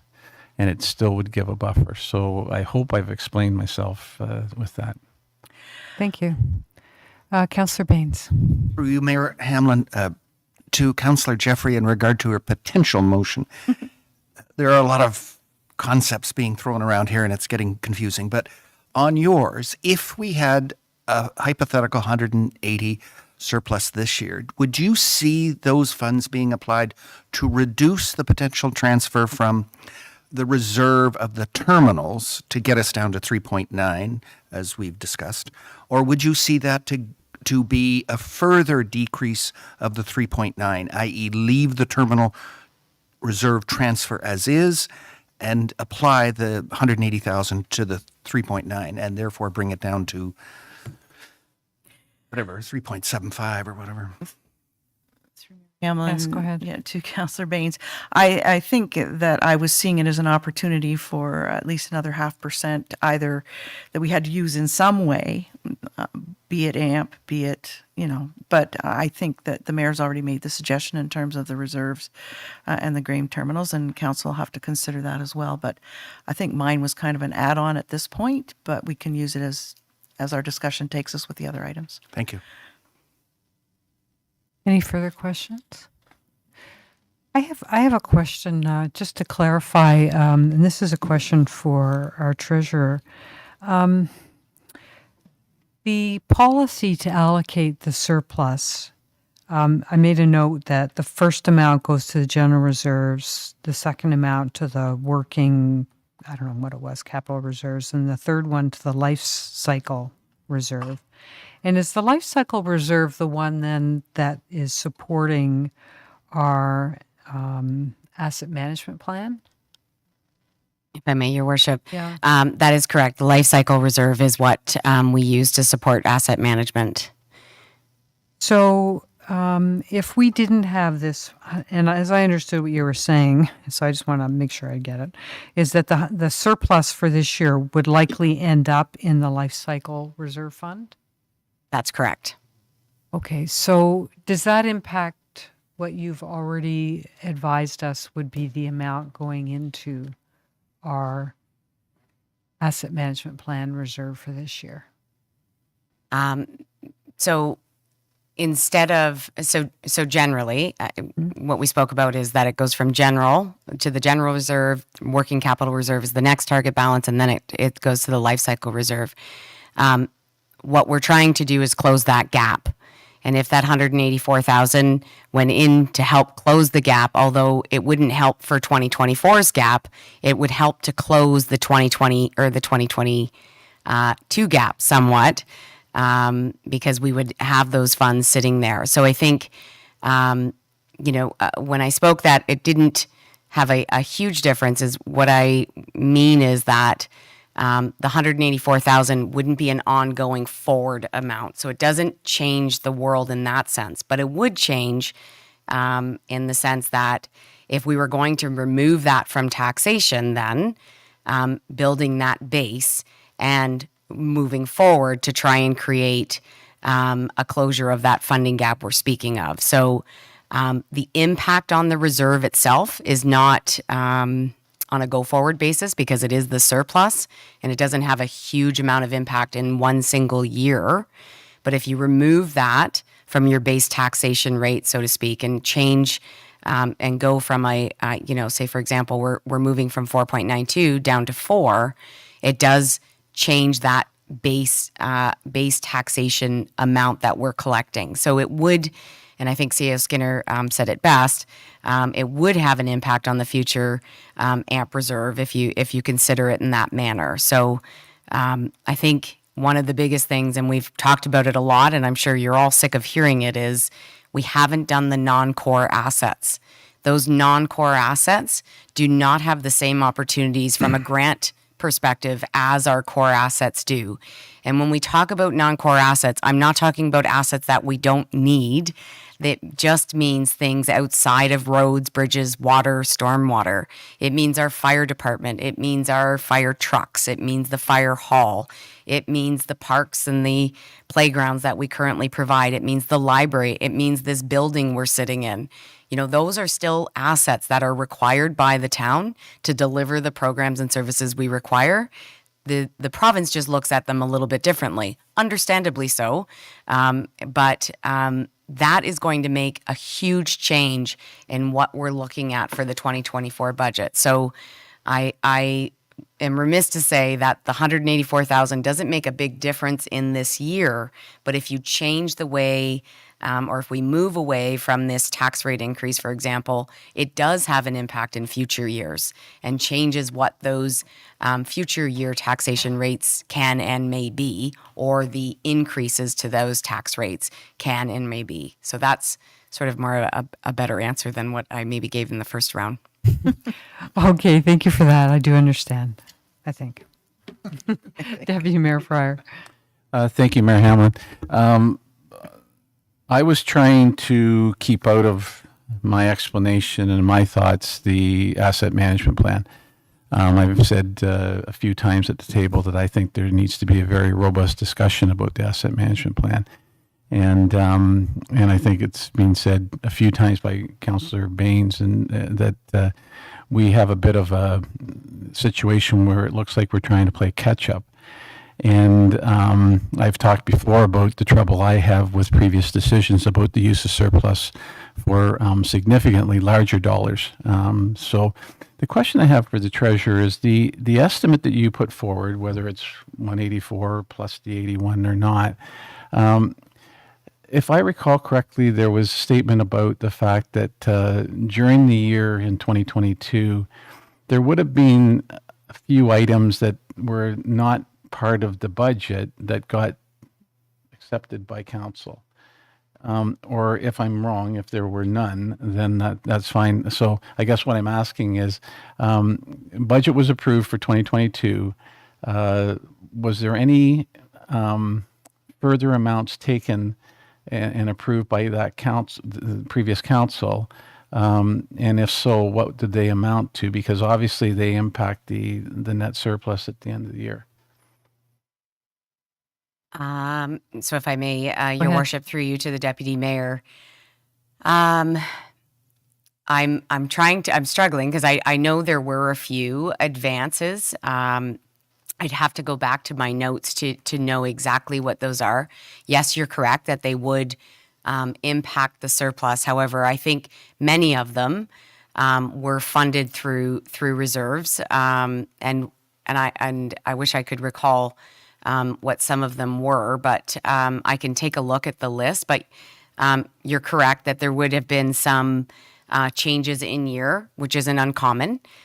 Things happen throughout the year. Emergencies come up. New projects, new programs would come through. But I'd have to take a look at my notes. I think we did talk about them at some point, what those items were. But I would have to go back to my notes to know the list. But again, I just don't know. I don't know the answer to that. I just can't recall off the top of my head. And just follow up, that's quite fair. It's a fairly detailed request for information. So again, as I've said, I was looking simply at the fact that there looked like there was going to be some surplus. I'd like to see the 225 that got it backed out, and that was the methodology I was proposing. I do understand that there's an impact on life cycle because I understand the surplus allocation policy. And as I said, I knew we'd be discussing asset management fairly significantly when we talk about the upwards of $415,000 that we're trying to include. And I have some thoughts about that. But so I'll just we're dealing with the one motion now, and I look to the Councillor Jeffrey in regards to my thought about the 225, and if she'd be willing to look at that or just deal with the 184. Councillor Jeffrey? So thank you, Mayor Hamlin. So keeping in mind that the treasurer had cautioned on how it's worded, given the fluctuating possibilities with the surplus, I think that if the seconder agreed, if we change the wording to up to surplus up to 225. So if it came in at 500,000, 225 goes over, the rest goes per the allocation policy, and we carry on. But if the seconder's okay, I'll just do the up to 225. And Yes, I'll. okay.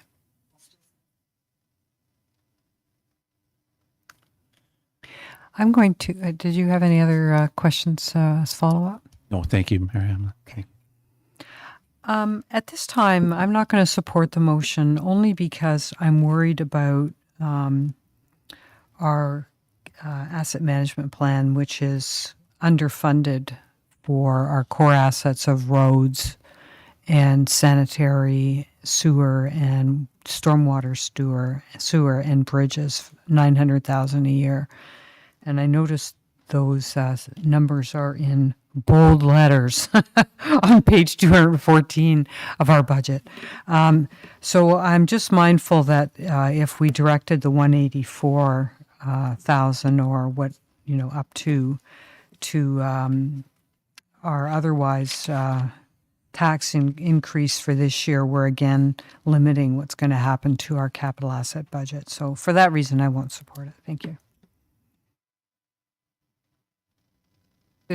Councillor Baines.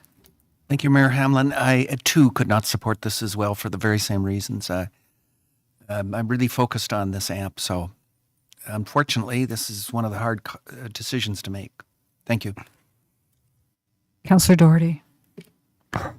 Thank you. And I just through you to the treasurer, we do have a figure in our budget as it sits right now for asset management, though. It's not like we're taking away from our asset management budget.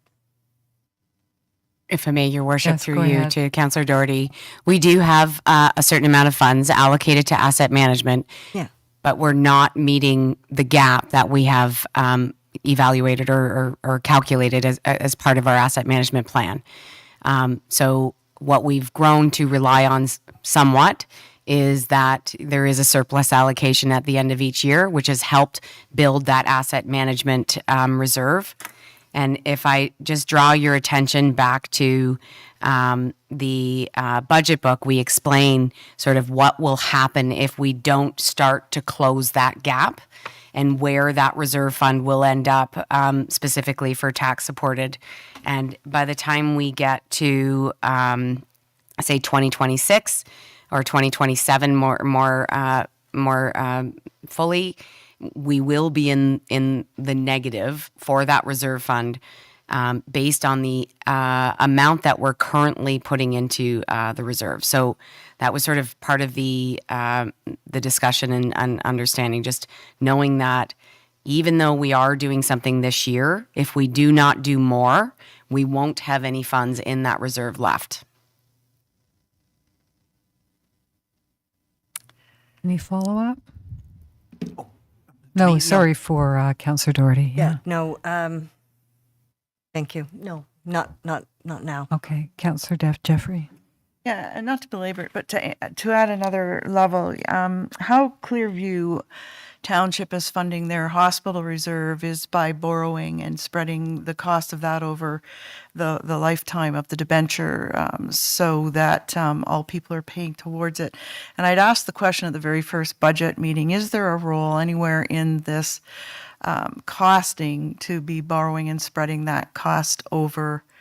I don't know if it makes sense or what the other implications are, but it seems to me, I mean, we have a lot of cash on hand somewhere, and we talked about internal borrowing and what that might look at. But in terms of, rather than trying to take it in an entire tax year, is there a way to be taking these amounts and spreading them over? Maybe in essence at 917,000 a year, that's what we're trying to do. But I just, given our cash position and given our residents' difficult years and inflationary pressures everywhere, everything we can do. So is there a role for that somewhere? If I may, Your yes, Worship, go ahead, through you to Treasurer. Councillor Jeffrey. So it's a pretty big question, but I will try and answer it as best I can. So generally, when we look at the capital program itself, and if we were including a large amount of our capital program in the municipal levy, I would definitely say that your suggestion is a good one, because you're right. Let's just say, for example, we were building a new library, and I'm just using it as a good example because that new library would be used over the next 25 or 30 years, or maybe even 40, and the future taxpayers should pay a portion of that. But the fact is, our current municipal levy, the portion that goes to capital specifically, is less than $700,000. So of the items that I've included in that, that $700,000 is largely repairs. So things that are old and broken down and have been used by the current taxpayers for lack of a better term, and should be repaid prior to looking at a debenture.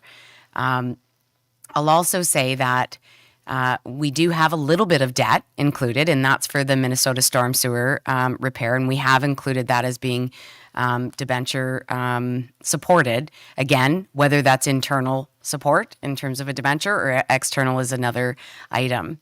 And if we look at the total cash that we have on hand, and I know people often look at that, and it's a significant amount. Now we've moved more than, say, 80% of it into investments, which I think was the right thing to do.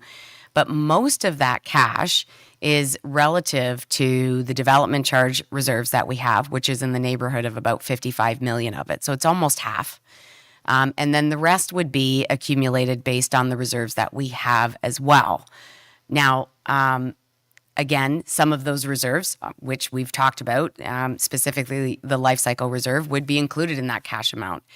But debenturing sort of this funding gap, I think is a little bit difficult.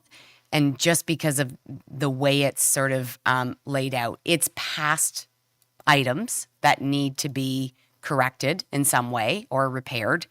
And again, at 900,000, if that is just those core assets, and really what I'd be looking at when we move into the non-core assets is we will have to debenture, because there's really, I don't even want to throw numbers at it, because I think it's going to be, I have a number in my head of what it will be, but I think it will be significantly more than where we're at today. And that's where debt's going to have to come into play, and we're going to have to look at it. And that's not a negative thing. Having debt is responsible in some ways. Although we do have a current a debt policy that says we should maintain X percent. That might change slightly as we look at things. We know that our debt is decreasing. We haven't included any new debt in several years. So I think one of the Deputy Mayor's questions was where does our long-term debt stand at the end of the year? In 2022, it was 2021, pardon me. I always forget about the year we're in when I'm dealing with budgets. In 2021, we were at about 21 million in total of long-term debt. By the end of 2022, that number will be at 18 million, which I know sounds like a lot, but overall that percentage will continue to decline. It was previously at about 6 or 7%, and I think we'll likely see in closer to the 5 to 6% by the end of this year. I just think for the 900,000, just based on all that information, we really need to save that debt room, which comes down to what that annual repayment limit will be for the non-core portion. Again, they have smaller opportunities when it comes to grants. And I think will have a significantly larger impact than what our core assets do today. One further Yes, go ahead. clarification. Thank you. So originally in your comments, and which the mayor's also, we referred to the working capital reserve, the life cycle reserve, and the general reserves. Your other comment was if we move the up to 225 into the next budget, we also have the opportunity to move all of that into AMP. in our discussions as opposed to breaking it down, or are all three of those part of the AMP? I just want to understand clearly what you're doing with the reserves. Yeah, go ahead. I may, Your Treasurer. Worship. So I'm not. So what I was trying to explain was that if you were going to allocate the 184, let's say, directly to affordable housing instead of following our normal policy, which is the purview of council, you do have the right to do that, and move from the 3.92%. What my concern is that we're reducing our overall base, and the impact of that when we bring in the non-core assets. For example, let's just say, and I'm not saying this is the number, but let's just say that the non-core assets came in at a gap of $3 million. That would equate to like a 10% tax rate increase, which of course we could not do in a year.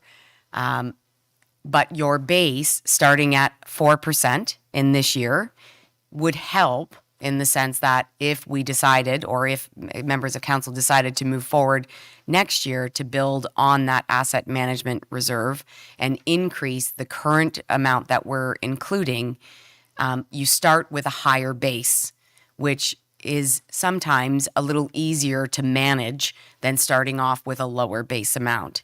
On top of that, it means that, again, that 184 won't go to help towards the surplus piece, won't go to help towards the life cycle and close that $900,000 gap for 2022. And so Does my that make last sense? follow-up then, Mayor Hamlin, is that, so when I asked at the beginning with respect to the mayor's amendment being 3.9% not being finite, what I'm hearing from you now is that in fact that 3.9 has to be finite. Otherwise, we're deteriorating. No matter how we allocate it, as much as we deteriorate that 3.9, you're jeopardizing going forward. So I want to clarify, because I think I would have made some other comments on the mayor's amendment, because all of us agreed that maybe we could work to get it down further, but there was no input given to us as to this implication in terms of not landing on 3.9. Fair, if I may, Your Worship, Yes, to go Councillor ahead. Jeffrey. I think that's a fair statement. The 3.9, I think what we need to really go back to, and one of the things that, I've been trying to push forward is, over the last 4 years, we've decreased our tax rate. It's gone down by 2.17% amid a period from 2019 to 2022 that CPI has increased by 14%, or 13%, pardon me. That's a huge difference. And if we think about the fact that, yes, we've had a little growth, right? We've had, let's say 2%, to be fair, about 8% of growth over those last 4 years. But and if we look at just CPI alone, and when we talk about CPI, we have gas, insurance. We all know that our insurance rates, we talked about it in the last year's budget and what a significant increase those were. Obviously, the gas pumps have been a huge amount. That's impacted us severely. We have union contracts. We have non-union wage agreements as well. And if we look at the wage grid alone, each step, equates to almost 5%. It makes a huge difference. And if we went back and said, we've gone down by 2%, we've had 8%, maybe a little bit more, of growth over those last years, but the CPI has grown by 13%, it puts us behind what's sustainable. And that's what the concern is the further behind we go, the more we have to make up for that amount going forward, if we want to provide the services and programs that we currently provide. We've always given options. There's different options in the sense that yes, we can deplete reserves more and have less tax rate impact. We know that. But if we deplete reserves, we have an asset management issue, and we know we're going to have a bigger issue when those non-core comes in. We can cut services and programs, but is that something that members of council are ready to do? And I don't, if that was something we needed to go back and look at, we'd certainly have those discussions. But we aren't doing that. We want to continue to provide the level of service and programs. We want to start to close the gap from an asset management standpoint. And it's not sustainable if over 4 years we've decreased taxes by 2.17%. And if we move from the 3.92, all I'm cautioning is that starting out with that 4% makes it somewhat easier and more manageable to go forward and start to address those things we've just talked about, not just inflation, asset management, of course, and I'm sure you're all tired of hearing me say that word, but that is the reality, and the fact that we're going to incorporate that into our non-core in 2024, when we actually do the budget for that year. I think one of the things that we as a finance department need to really do is to lay out 4 years worth or council term worth of information so that you can see what it means when the tax rate doesn't come into play. And I have done that in the past, and unfortunately we're, playing a little bit of catch up, and that will happen for the 2024 budget. But just because we delay something or defer something doesn't mean it goes away. And that's why I'm really passionate that 3.92, and obviously we're going to do what council directs us to do. But I think that the 3.92 is making up for a bit of lost time in the previous council, and understood it was a different time. There was lots of things that were going on, so it's not a negative thing. We were responsible when we could be, and we were trying to be affordable, and that makes sense. This time around, what I'm saying is trying to play catch up is very difficult. So doing a little bit of catch up this year and being responsible about our asset management needs, as well as the inflationary impacts that we've seen, at something that I think at $90 for the year is fairly affordable. I know it's not ideal. I, certainly understand that I'm impacted by this as well. I just think what we've done in the past is not sustainable. So we need to make note and recognize that just because we defer it doesn't mean it goes away. It just makes it more difficult and more expensive in the future. Councillor Doherty. I'm almost afraid to ask this question. Through you to the treasurer. So we have a very significant debenture falling off in 2024, $550,000 for the, I think it was for the Black Ash Creek channelization. I think that's what it was for. So there's $550,000 in a single year that could be put back into, okay, this is my really simple way of thinking, that could be put back into our asset management plan, and in the meantime, give our taxpayers a bit of relief this year while continuing to do the due things. Is that faulty logic, or through you to the treasurer? Yeah. Treasurer Quinlan. I may, Your Worship, through you to Councillor Doherty. So there's the Black Ash Creek debenture does not fall off this year. It will in the future, and I'm just pulling up my debt worksheet so I know when it does. But I think when it comes to debentures, what we also need to understand is what is tax supported and what isn't. And currently, the debentures that are included that are tax supported are, for example, a portion of the library debenture is tax supported. The other portion of that is supported through development charges. Specifically, when it comes to the Black Ash Creek one, there is a small portion that is tax supported. I don't know the exact number, but I will pull it up if you just give me a few minutes. But if the debenture payment did fall off, or any debenture payment that does fall off in this year in terms of 2023, we have incorporated, albeit there isn't a big change in this taxation year for debenture supported items. And again, it's largely because when we look at debentures specifically, we don't fully fund those, or they're not fully supported by taxation.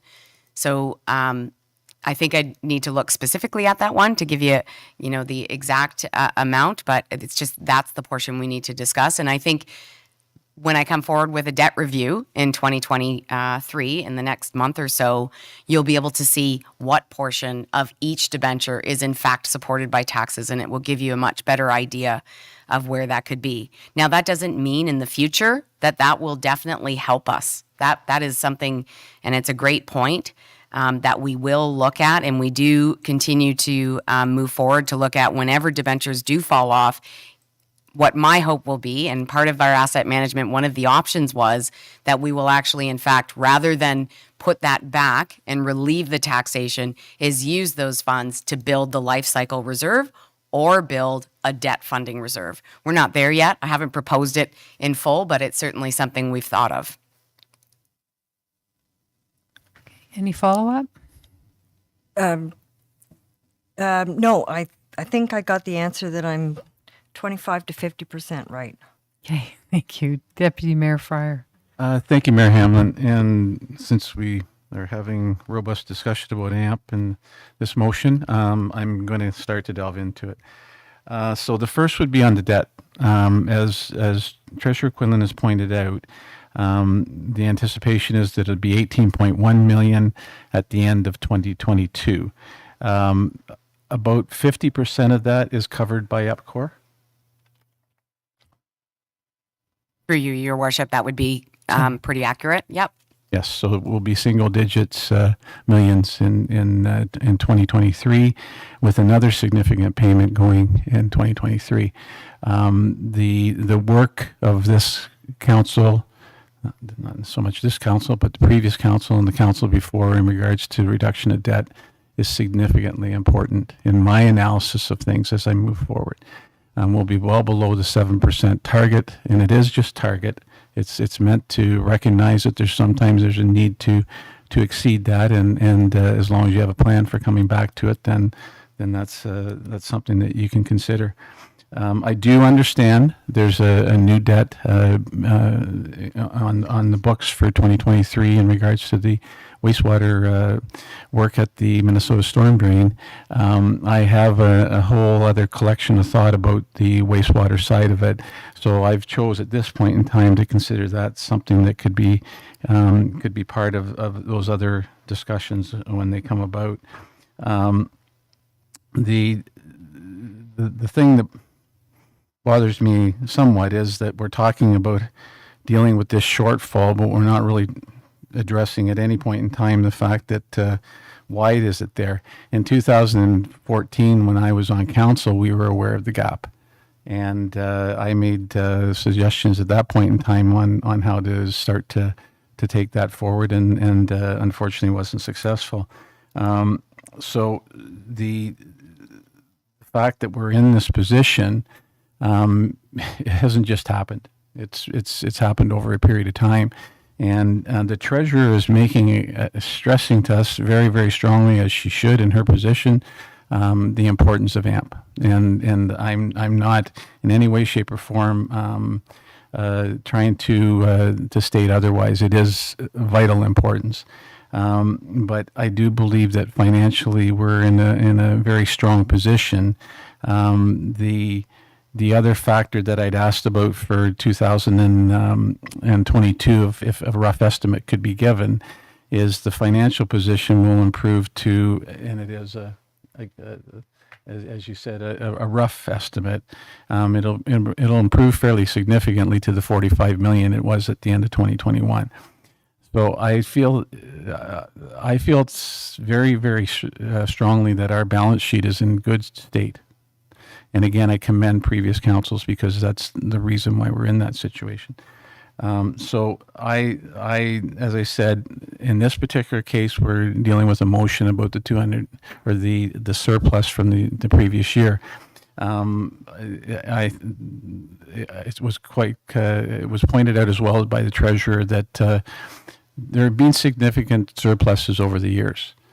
And people making decisions had grown to rely on the fact that there was going to be significant surpluses. And unfortunately, some of those significant surpluses never made it to the AMP. And I do believe that's the reason why we're sitting here and trying to figure out what our next step is.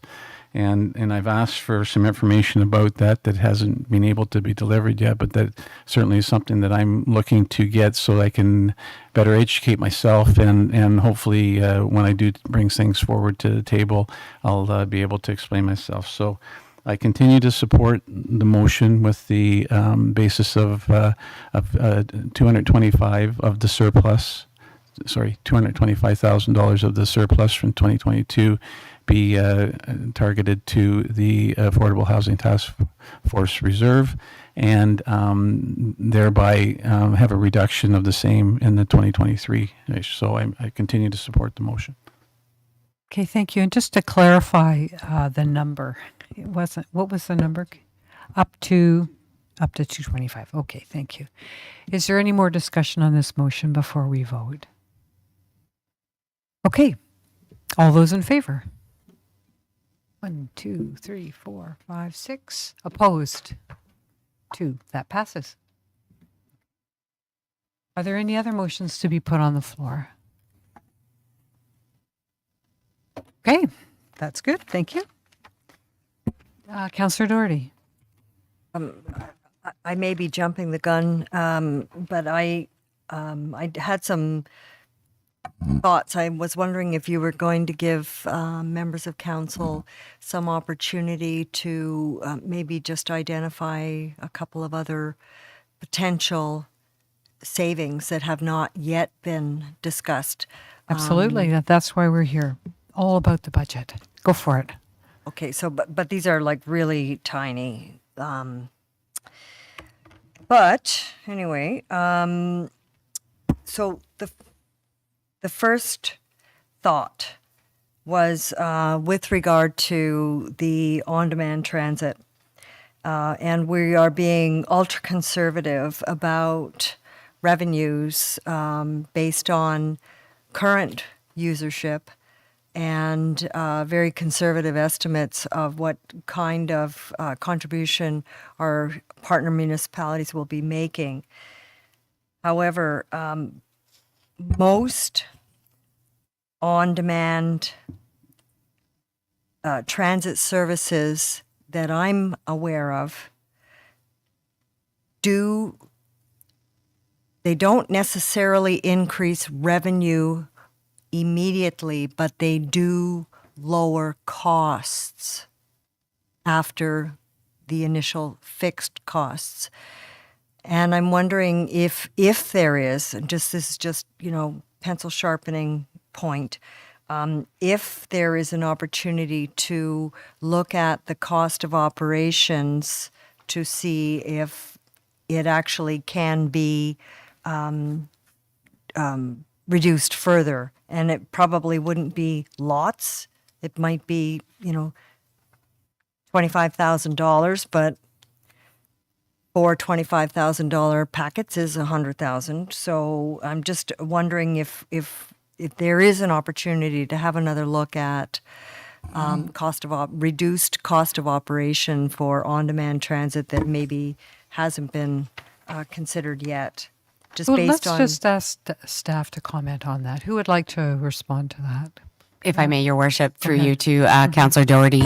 I think at this point, the contracted services amount that's included in transit is based on the latest RFP that was issued and the actual contract costs. So, albeit maybe in the future we might see some savings, that contract cost in fact increased year over year. Partly because they are taking over some of the operations that we have been managing, but for the most part, it is based on the RFP that was issued. Additionally, there is a little bit of funding continuing for the increased cleaning costs required as part of for the terminal, as well as the bus stations and the bus stops, and that has continued on over the last several years, of course, due to COVID.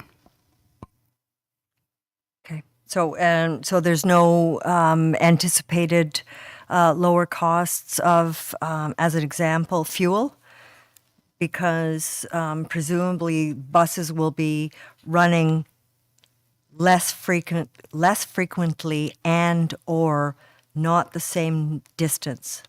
Yes, go ahead. I may, Your Worship, through you to Councillor Doherty. It's a good question, and I think that's something that may come into place. I think the biggest issue, however, is the change in fuel costs year over year. Back in the beginning of 2022, significantly different prices at the pump, albeit we do obviously get a bit of a discounted amount. So there is a possibility, I suppose, but I think the way we've looked at it at this point is that essentially that would be eaten up by the inflationary impact on fuel over the last couple of years. Okay, thank you. Go ahead. So the next thought was we have $25,000 each in the budget right now for the community-based strategic plan update and for a resident survey. Both, and that also is related to the community-based strategic plan.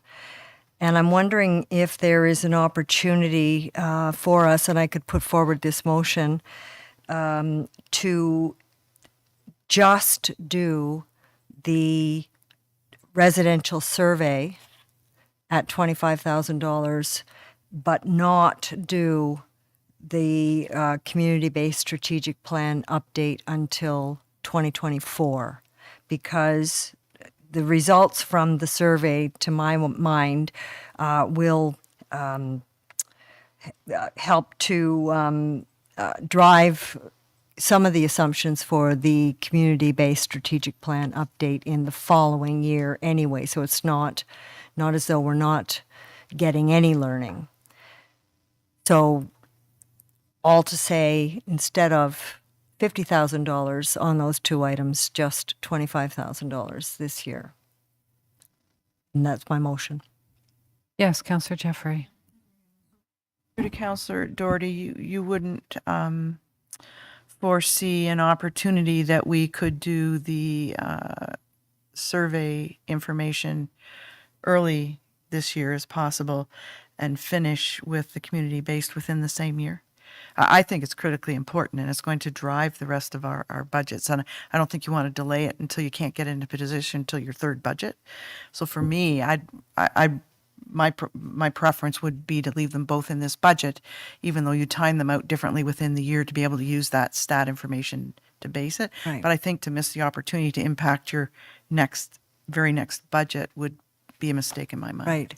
So now my understanding of the survey was that it would help to inform the budget, and among a whole lot of other items that it would help to inform. But using that rationale, I mean, realistically, by the time the survey is planned, consultant found, the contract awarded, then implementation, it's probably not going to be out in field until, the end of the first half of this year, so that in actual fact, the results could come in, be compiled, but the expense of the second half of that would still be charged in 2024. I think I'll ask our CAO to weigh in on this, please. Thank you. Thank you, Your Worship, and through you to Councillor Doherty and to you, Your Worship. We have planned to do both this year. It is certainly up to Council, what order and how fast you wish to do them. I do have the request for proposal in my inbox ready to go. Should Council approve the budget to do both the survey and the community-based strategic plan. I do think it's a really important conversation for Council to be having with each other and with the community as soon as practical. And I do think it is achievable. Now, should you wish to do it in a different time frame, that's up to you. But I'm confident we can get that done.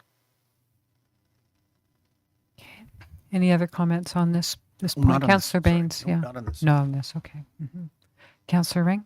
Just on the transit, I've heard a couple things here, and we're talking about trying to find ways of reduction. And Can I just interrupt for 1 second? We're just in the middle of a list that Councillor Doherty's going through. Are you finished your list? No. Okay, so No, just hold actually, that there was thought. just two Okay, other items. Okay, That- go So ahead. that one is a motion, and certainly it's a motion on the table, and council can choose. So are you going to make that a motion? Yes, I will make that a motion. Could you just, The community-based to undertake the resident survey for $25,000 in 2023 and the community-based strategic plan update in 2024. okay, so let's just deal with that as we're going through. Is there a seconder for that motion? No seconder. Okay, well Okay, then. go to the next one.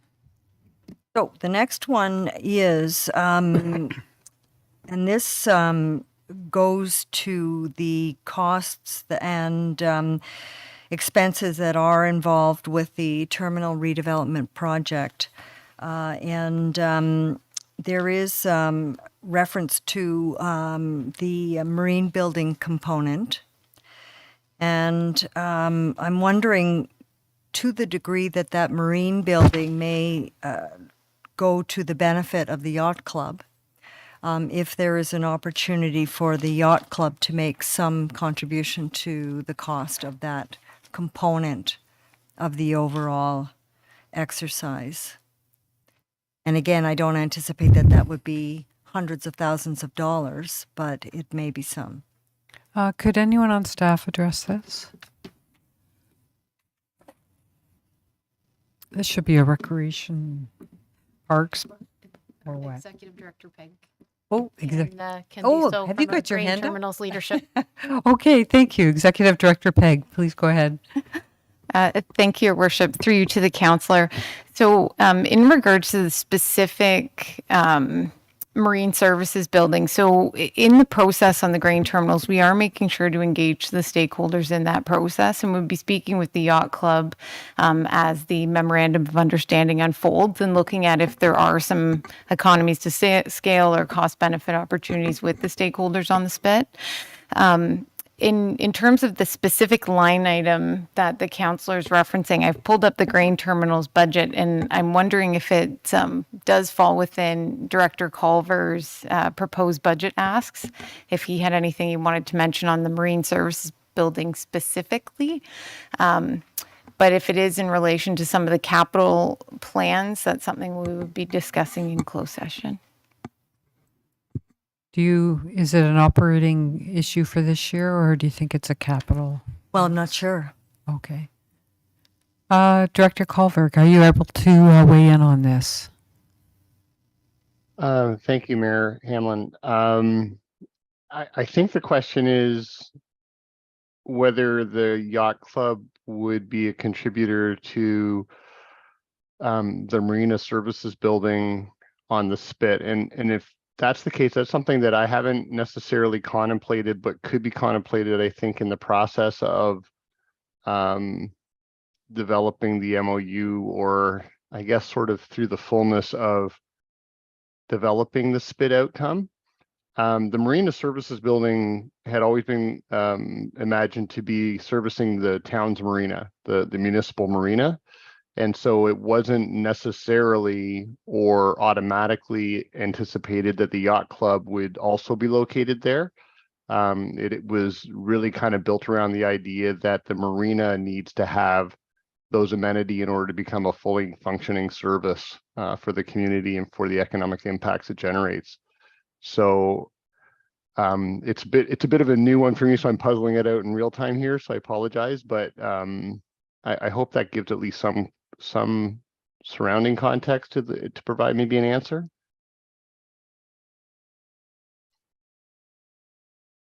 Okay. I'll leave it with staff. Thank you. And then the final one was there is some, I believe the figure is 40,000. Again, these are not huge numbers, but there's some 40,000 in the budget for a shared IT position because we have been, between overtime and contracting, we've been managing our new meeting format, our hybrid formats.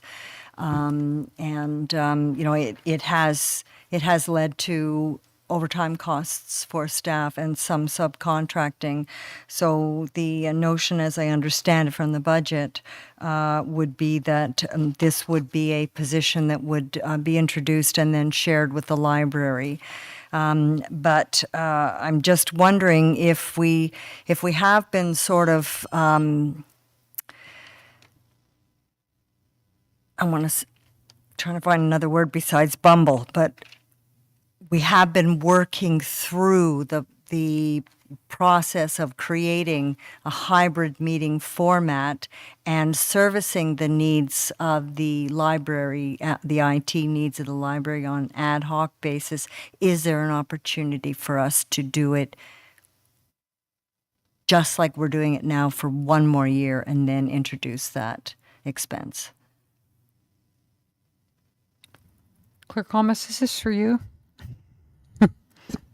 Certainly, it is for me. It just means that I have dedicated staff that are allocating their time and resources to the hours spent in the council chamber instead of other important operational opportunities.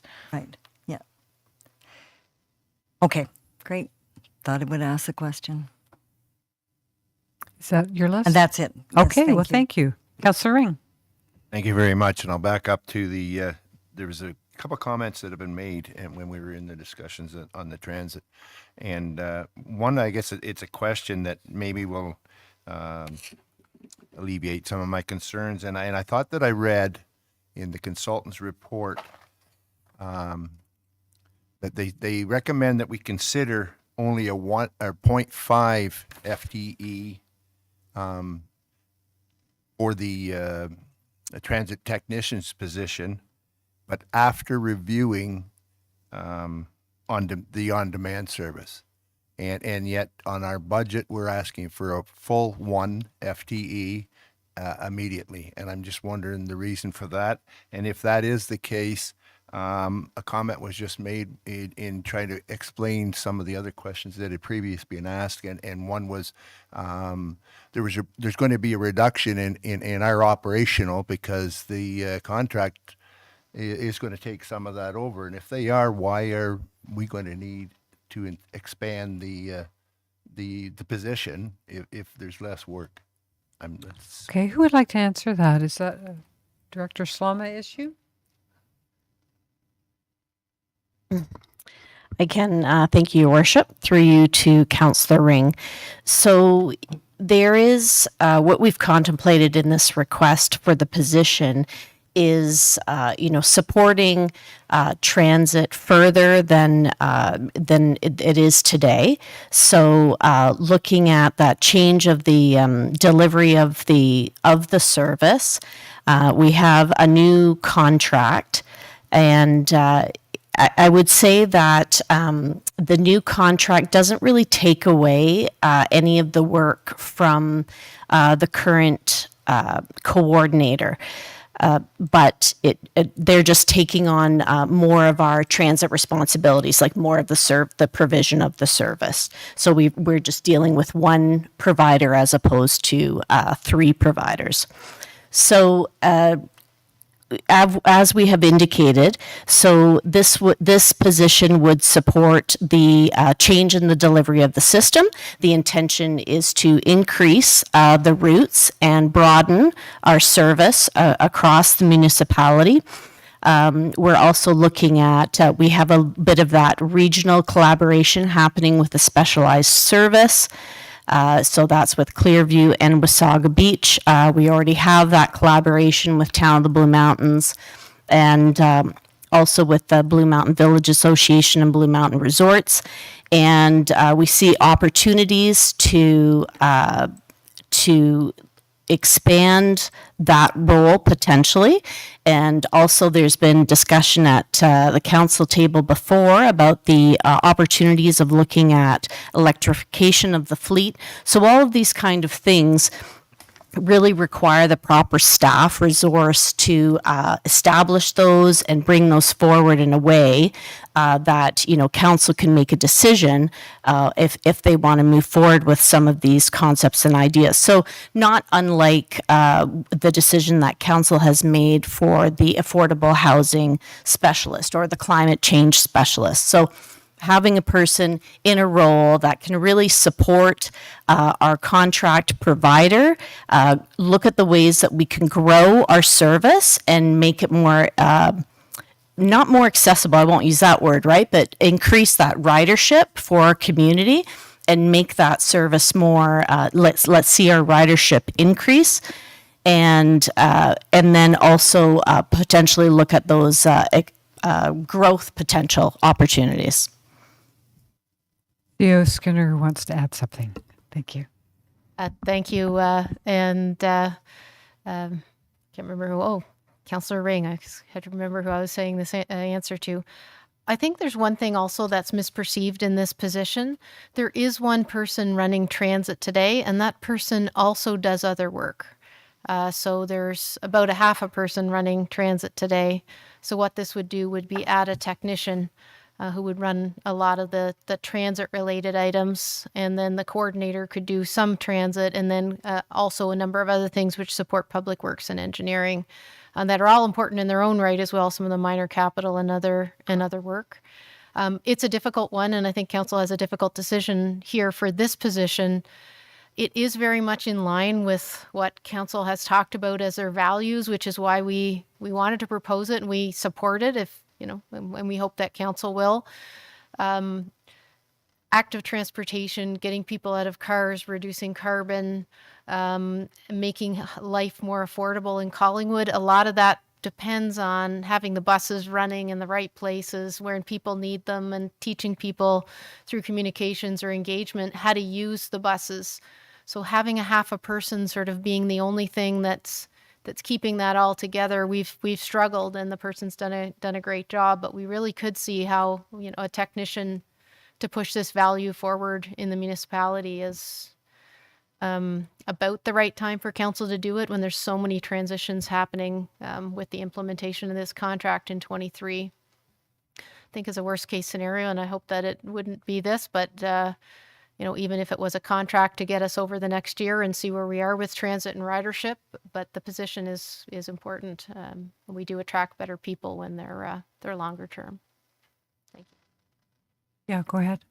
Just to follow up, and don't get me wrong, I can see the position being needed at some point, but I'm just going by the recommendations of the consultant where to review after the on-demand was in for a while, and I'm just wondering if I can see our. I know that the Treasurer Quinlan and department heads are going to have so far done a very good job, if not an excellent job, and keeping us up to date. And I guess they're going to take from today's meeting that they better sharpen their pencils up a little bit moving forward. And I have all the confidence in the world that they will, because I appreciate what they're doing. I'm just wondering if our items of consideration list, some of them might be more wants than needs at this point. I'm not saying that we shouldn't have them, but for this budget, I'm wondering if there's any way that we could only focus on what's the actual needs. And if it's needed, then let's put it in this budget. But I'm saying if there's any way that it possibly is more of a want than a need, then I would like to see us take another look at that position. Would you like to make that a motion? Would you like to make that a motion for staff to review? I'm sorry. No, I'm given. I got confidence that if it is, they'll let us know before we final budget. Okay, thank you. Councillor Ring. Oh, Councillor Ring. Councillor Potts. Almost got through. I had over that. Yeah. Thanks, Mayor Hamlin. And maybe this is through you to Director Slama. Understanding the position of the transit, I guess, coordinator or public works coordinator currently, and knowing that we're just going into the new year of the on-demand and we don't know how it's going to play out. is there a potential or possibility that, and I don't know the exact percentages when it comes to what the I guess the breakdown of the job description is, but knowing that, before there was a certain percentage that was pulled from whether it would be a lead hand or a supervisor to create, let's say 50% of the workload, and then this individual had the other 50% as transit. Do you think maybe over the course of the next year, to see how things roll out, if there's a possibility of maybe alleviating some of that workload back to whether it's the manager, supervisor, and to kind of see how it goes, to allow the current coordinator to focus more on the transit, to see where the future is going to bring us, and then revisit it, months down the road. That's my question. Thanks. Okay, thank you. Who would like to answer that? Yes, go ahead, Director Slama. Thank you, Worship. Through you to Councillor Potts. So just so I'm sure that I understand correctly, so you're asking if some of the tasks completed by the Public Works coordinator by the coordinator on the Public Works side could be completed by other people on the team? Through you, Mayor Hamlin. So it would be more at the, I guess, the lead hand management level. So let's just say out of 100%, 50% would be transit, the other 50% would be public works. And within that 50% of public works, if 25% could be maybe alleviated to the manager, whether it's tendering or being part of a job that maybe of that level, and the other 50%, whether it's, culverts and storm drainage that could be taken on by the supervisor, just to alleviate maybe some of the work pressure off of the coordinator to focus more on the other 50% to make it 100% transit, just to see how things roll out instead of adding an additional position. Is that clear? Okay, yep, thank you. Thanks. Thank you for the clarification. So through the mayor to Councillor Potts, certainly the tasks being completed by the Public Works and Transit Coordinator are ones that, have require a certain level of qualifications. And, that's why those tasks sit within that position in our operational structure. So, if, when we have these opportunities, we do try to be efficient in some of the tasks. But I would say that in general, this position of the Public Works and Transit Coordinator has been, understaffed in looking after those two components, very different components, for quite some time. And, along with what CEO Skinner said earlier, I think it's a good opportunity, right now is a good opportunity to support, have more support for the transit. Although I would say actually in the role in the last year, our coordinator has spent a significant amount of time in transit, right? And so, there's always, something that's going to suffer in those situations. So, again, we've brought this position forward because we feel that the one position looking after the two the different services provided by the town could use the support of having dedicated personnels, and we have come back and reduced the request from a coordinator to a technician because we feel that can serve and do along the lines of what Councillor Potts is saying, right, still gives us a person with qualifications and expertise that we need, whatever the type of work is, like the tendering or that kind of stuff, but it isn't two coordinator positions. Okay, thank you. Councillor Baines. Thank you, Your Worship. I would just like to say that after reviewing the third draft of the budget presented, and line by line, and particularly listening to the thoughtful responses from staff, both here in person and in writing, I'm struck again by the Treasurer's comment to us about the need, quite frankly, for tax increases, because you see that in reflection to what can be paid from out of reserves or the development charges versus what tax increases itself has to be paid. And in my opinion, at this point, I think we've squeezed just about every drop we can out of this lemon in regard to efficiencies. And I'm satisfied with what's presented here now. And I applaud and welcome the treasurer and all staff trying to find another 120K of drops out of the lemon in the future to meet what we've just talked about tonight. So those are my comments at this point. Thank you. Thank you. Any other thoughts before we finish off budget discussion tonight? Yeah, Councillor Jeffrey. Just a clarification where, thank you, Mayor Hamlin, through to the treasurer, where we see notes like position offset by other municipalities.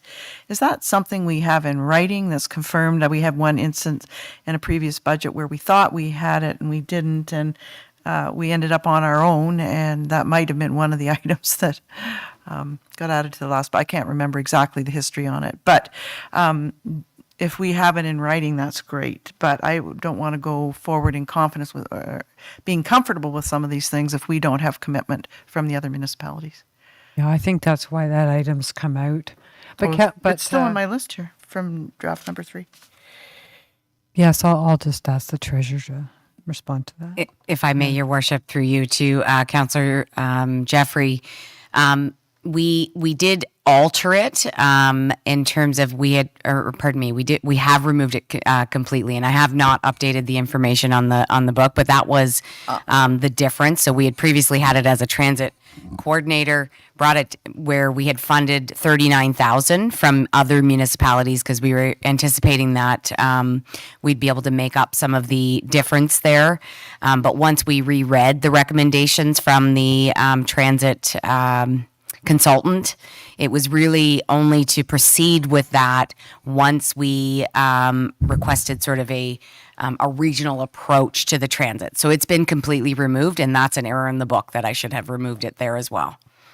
Thank you, and I appreciate the information, but my question was specific to the $20,000 amount for annual support software. Like whenever I see offset by other municipalities, I just, it's number 7CC on our very lovely chart. Yeah, and I think that's where the error is that the items have moved up, and I should have updated the comments, so that will have to be fixed in the budget. There is no further support for the annual software.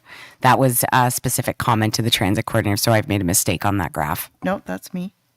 Not understanding or putting it together. Thank you. And then I guess the last question is in terms of staff getting to that other 120,000. Has there been some thought? I mean, similar to Councillor Ring's question with the transit service person, have staff considered that they may not be able to add all 6.5 EFTs? And is there something, I mean, I'm assuming that what has been budgeted is the full year value for those positions. And if not, I have a concern because anyway, I just, if there's something similar to Councillor Ring, if there's anything we can delay, and understanding that some of these may not have to be onboarded till later in the year, we can reduce that amount for this year with a full understanding that we're taking the full impact next year, that we give consideration to that. I think the AV coordinator is an absolute necessity. I think the CCS project management position is an absolute necessity. The admin positions to coordinator are negligible in terms of the bigger picture, I think. But as to all the others, what can we do? And is there a position that staff could take in helping us? And maybe that's what's going to come within the 120,000, other than looking everywhere else except the EFT additions. So that's my question. And probably not for tonight. Is that a comment or a question? I think it could be a comment for now. Yeah, I think so. Okay. Any other questions or comments on the budget before we finish this item?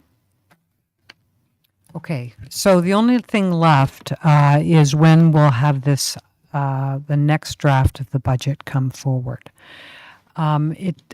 For various reasons, the 23rd is not a good day for me for it to come back.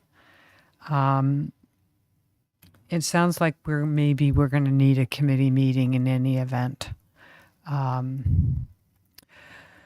So I think if I can just talk out loud here, I broached briefly today if we had to come back to a committee, and it would require a polling by the clerk's office as to whether people are available for next Monday, which is the 16th, probably before the DNO meeting, I guess. So how should we handle that in terms of a resolution for tonight? Clerk Almas, can you have any suggestions? Certainly, thank you, Your Worship. The council can also look at making amendments. It depends on, are you looking for further public input? So it could be a special meeting of council that could potentially lead to a passing of a bylaw. But if there is a special meeting of a standing committee, we either require notice from the chair or a petition of majority of members of council. But if council decides this evening that they would support a special meeting, then we would proceed on that basis. Okay. Is this something we should have a little vote on right now? And I guess what we'd be looking at would be a meeting next Monday. And if it's not suitable to everybody, then we'll just pick, we'll go offline and sort this out. Go ahead. Oh, sorry, thank you. Through the chair, I guess the question goes back to the CAO and treasurer. Can these changes and the recommendations be available in a fourth or fifth draft by Monday to review? Go ahead, Treasurer Quinlan. What's your thoughts? If I may, Your Worship, I think it is doable. I mean, it's definitely going to take some work, but I would prefer to err sooner, just to keep our focus on the budget as we're starting to move into year-end time frame here, and there's lots of work to be done to get prepped for that. So I think we can turn it around. It would mean that obviously we'd have to have I shouldn't say obviously, I'm looking at the clerk here, but we'd have to have the book ready for the agenda on Thursday. Is that correct? And Thursday by 10 a.m. Is that, yeah, I think we can do that. We can do that. Okay, well, thank you for that offer. Well, we could do a straw poll. How's that? Is that allowed? No. Can I? Why don't you know what? I'm going to adjourn right now for 10 minutes because we've been sitting here for 3 hours. And no, we're just going to recess. Yeah. And then we'll come back to deal with 6.2. Yeah, we're going to adjourn and go home. No, 6.2 when we come back. And while we're offline here, I'll let the clerk do a straw poll of, whether next Monday might suit people. You don't want to do that? Thank you, Mayor Hamlin. Would it be helpful if I just made a motion that we do the special standing committee meeting on the 16th, and you'll get your vote and you'll know? That would be fine. Sure. 2 o'clock? 2 o'clock, yeah. So we have a seconder. Okay. Any comments? That would be next Monday, January the 16th, 2 p.m. That's not a comment. That's a vote. Okay, we want to have a vote. Okay, we're on it. Thank you. Okay, that was unanimous. We want to finish this item and pass the motion as fully amended now? Yes. Okay. Okay, so the last part of this motion then would be that the staff draft number 5 be brought back to a council meeting, a special council meeing. 4, isn't it? Sorry, 4? Draft 4? I can read that motion if you like. Why don't you read it? She's got it. Okay, sorry. I think it would be a good idea. Certainly. So the remainder part of this motion, so as originally moved, actually, this one was originally moved by Mayor Hamlin and seconded by Councillor Potts. And further, that staff prepare draft 4 of the budget for the January 16th, 2023 special SIC meeting scheduled for 2 p.m. and exclude or adjust based on the following. The first amendment that was passed was request staff to review and adjust the draft budget to reduce the levy by a minimum of 1% to be achieved in part by allocating funds for the green terminals from reserves. And the second amendment that was approved was that the estimated annual surplus from 2022 of up to $225,000 be allocated to the 2023 Affordable Housing Reserve. Okay, Are we, any further comments on that? No? Okay. All those in favor? And that's unanimous. Thank you. Okay, so we'll recess now for 10 minutes, and then we'll come back and deal with 6.2. Thank you.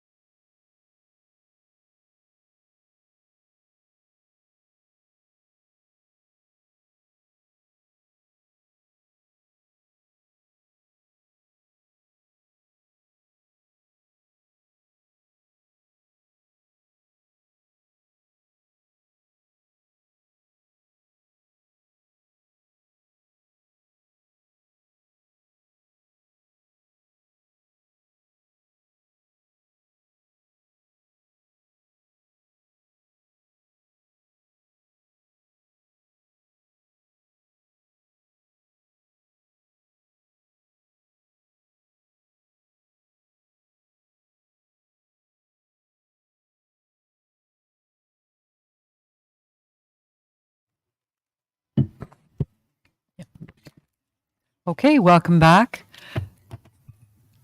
So we're going to start with item 6.2. That's T 2023-02 2023 budget preliminary approvals request. And the recommendation that's before us is that staff report T 2023-02 2023 budget, and that's the preliminary approvals request, be received. And further, that the list of 2023 preliminary budget approvals be authorized to proceed prior to the full passing of the 2023 budget. And so I will ask our treasurer if she would like to present her report. Thank you, Your Worship, and through you to members of council and the members of the public. As we've discussed in the past, generally our budgets are passed in December prior to the year beginning. And as part of that, what we try and do is get our tenders out at the early stages of the new year, because we want to try and sort of get the most bang for our residents' dollars here that we collect. Largely because the major contracts that are included, often the contractors get full in terms of the amount of work they require for the year to manage their own businesses. If we delay things too extensively, it can mean that the tenders come in at something more than what we have predicted, or more than the municipality is willing to pay. So what we've put together here is a list of the items that are included that generally, for the most part, require a tender or a quotation in some way, shape, or form. Some of these items are for projects also that have already begun in 2022 under the approval or budget approval of the 2022 budget, and are expanding into 2023. With new dollars. And a good example of that would be the water treatment plant expansion that we've budgeted at $15.7 million. The design is currently underway, and so is the UV install, and it makes up a big portion, nearly a third or more of the $37 million we're requesting to be advanced. A large part of these requests are currently funded through reserves or development charges, for that matter, or grant projects or grant programs, pardon me. We do have, again, a majority is capital. The only operational request that we're asking for preliminary approval on is the greenhouse gas reduction pathway feasibility study, and that's because it is associated with a grant, and it requires us to complete that application as soon as possible. So what we're asking members of council to do is accept these early requests prior to the full budget being passed, so that we can move forward and ensure that we get those tenders out as soon as possible. Okay, thank you. Could I have a mover and a seconder for the resolution that I read in? Councillor James, Councillor Ring, thank you. Mayor Councillor Hamlin? Perry, yeah. Yes. Reminder that I'll need 2 items severed out of this one, please. Yes, and could you just read again? That's 930F Cameron Street, Walnut to here, Ontario. 930F. Okay. And I think it was 9388 Mountain Road, anyway, the Mountain Road widening.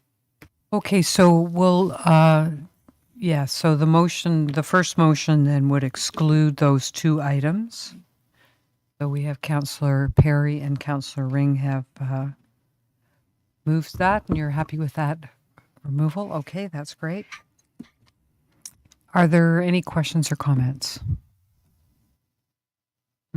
There's no public tonight, but thank you for the reminder. Yeah. Yes, Deputy Mayor. Thank you, Mayor Hamlin. And I believe this is a certainty, but I'll just clarify and make sure. As with any capital project, as the RFP goes out, if it comes back significantly different to budget, it's something that would come back to council for consideration. Who would like to comment on that policy? Perhaps CEO Skinner. Thank you. Yes, thank you. If the budget, if it comes back over budget, then we need to move money. I believe it's between. I'm going to need some help from the treasurer. Yeah. Generally, if the money is in the budget, and we don't have to move it from a different section, we are able to move forward. But I'll get the treasurer to clarify, please. If I may, Your Worship, through you to the Deputy Mayor. So the policy is that if it is 10% up to a maximum of $50,000, the CAO can approve that moving forward. And if not, then we would come back to council for further discussion and approval. Just to follow up, if I may, and that was just a clarification comment I wanted to make, because I'm in full support of this. I recognize the need to get out, and I've said that all along. As we are working on budget, if these are identified, I'm in full support. Thank you. Would there be any other questions or comments on this? All right, I'll bring it to a vote. All those in favor? And that's unanimous. Thank you. So now we're going to deal with the other two items, which were 903F and 9388. It's the same recommendation. Councillor Jeffries left the council chambers, as she's indicated earlier on that she has a conflict for these two items. So could I have a mover and a seconder, please, for this same recommendation just for these two items? Deputy Mayor Fryer, Councillor Baines, thank you. Any discussion?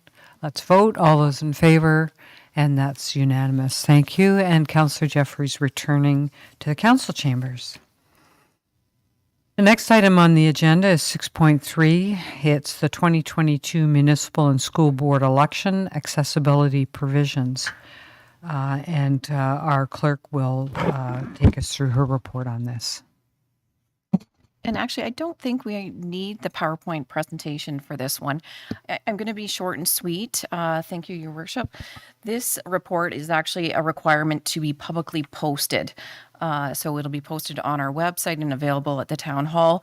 And the purpose of the report is to outline the measures taken to ensure that the recent municipal election was conducted with the needs of the electors and candidates in mind, identifying and removing and preventing any barriers that may affect electors and candidates with disabilities. So at this point, I can confirm that with our two alternate voting methods of internet voting and paper ballots at the Municipal Library Office facility, that we actually exceeded requirements for AODA compliance, right from our accessible customer service training to home visits to all of the accessible components that are available at the library for the voting center. For attendance at long-term home care facilities. We also invested in having a electronic assistive device for voting in person. It hadn't been requested, however, it was available, so anybody could have attended the voting location, use sif and puff or paddle components to print a ballot that would be a secure ballot that would be entered through the tabulators. And the online voting platform itself was also accessibility compliant. It had a language change as well as font size increasing, as well as contrast color increasing. So Collingwood was above and beyond, and pending council's receipt of this report, it will be posted on the website. Okay, thank you. I'll read in the recommendation here. The council receives staff report C 2023-01 with respect to all actions implemented during the 2022 municipal election that enhanced accessibility for information purposes as required in accordance with the Municipal Elections Act. And could I have a mover and a seconder, please? Councillor Potts, Councillor Doherty, thank you. Are there any questions of our clerk or any comments? Yes, Deputy Mayor. Thank you, Mayor Cooper. I thought the report was excellent to give me. Oh, did I say Cooper? I did. I did. That's okay. I knew you meant. Hamlin. Yeah. That was just a Freudian slip from 4 years ago, I guess. Yeah. and commending staff. The report was excellent and confirmed some of the thoughts I had about the difficulties that were encountered this year, and totally understandable according to the report and the 1 hour extension that resulted out of it. It's fully explained. It is one of a few reports that we will be getting about the election, as you spoke about. Not this particular election, but maybe the next election. One of the next ones will be managing the changeover from MPAC and how we'll be taking care of the voters list going forward. So again, I want to commend staff on a great job through the handling of the last election. Okay, thank you. Are there any other comments? We'll bring it to a vote now. All those in favor? And that's unanimous. Thank you. The next item on the agenda is 7.1, and this is an update from Treasurer Quinlan, who's giving her poor throat a real workout tonight. And this is on the OCIF allocation for 2023. Go ahead, please. Thank you, Your Worship. And we do have a short presentation coming up here. And as for new members of council, we love our acronyms. OCIF stands for Ontario Community Infrastructure Fund, and it's a grant program that's managed by the province here. And next slide, please, Robin. So the OCIF, or the Ontario Community Infrastructure Fund, was launched back in 2014, and the purpose of it is that it provides help to small and rural and northern municipalities in terms of rehabilitating their critical infrastructure.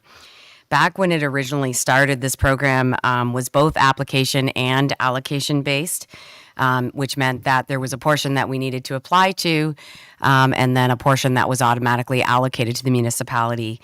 But it has since evolved to a fully allocated program, which is quite nice in our opinion because it means one less grant application that the municipality has to put together.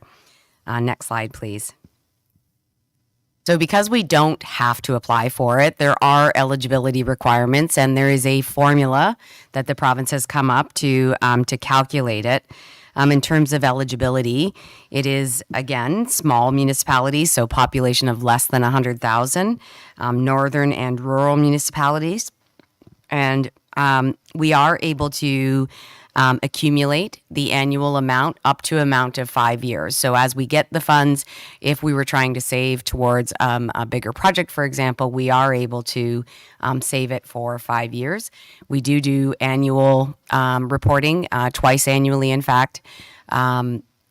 And we name the projects that we're going to fund through it at the beginning of each fiscal year. So we are moving towards that in the next week or so. We need to put that together for the province as well.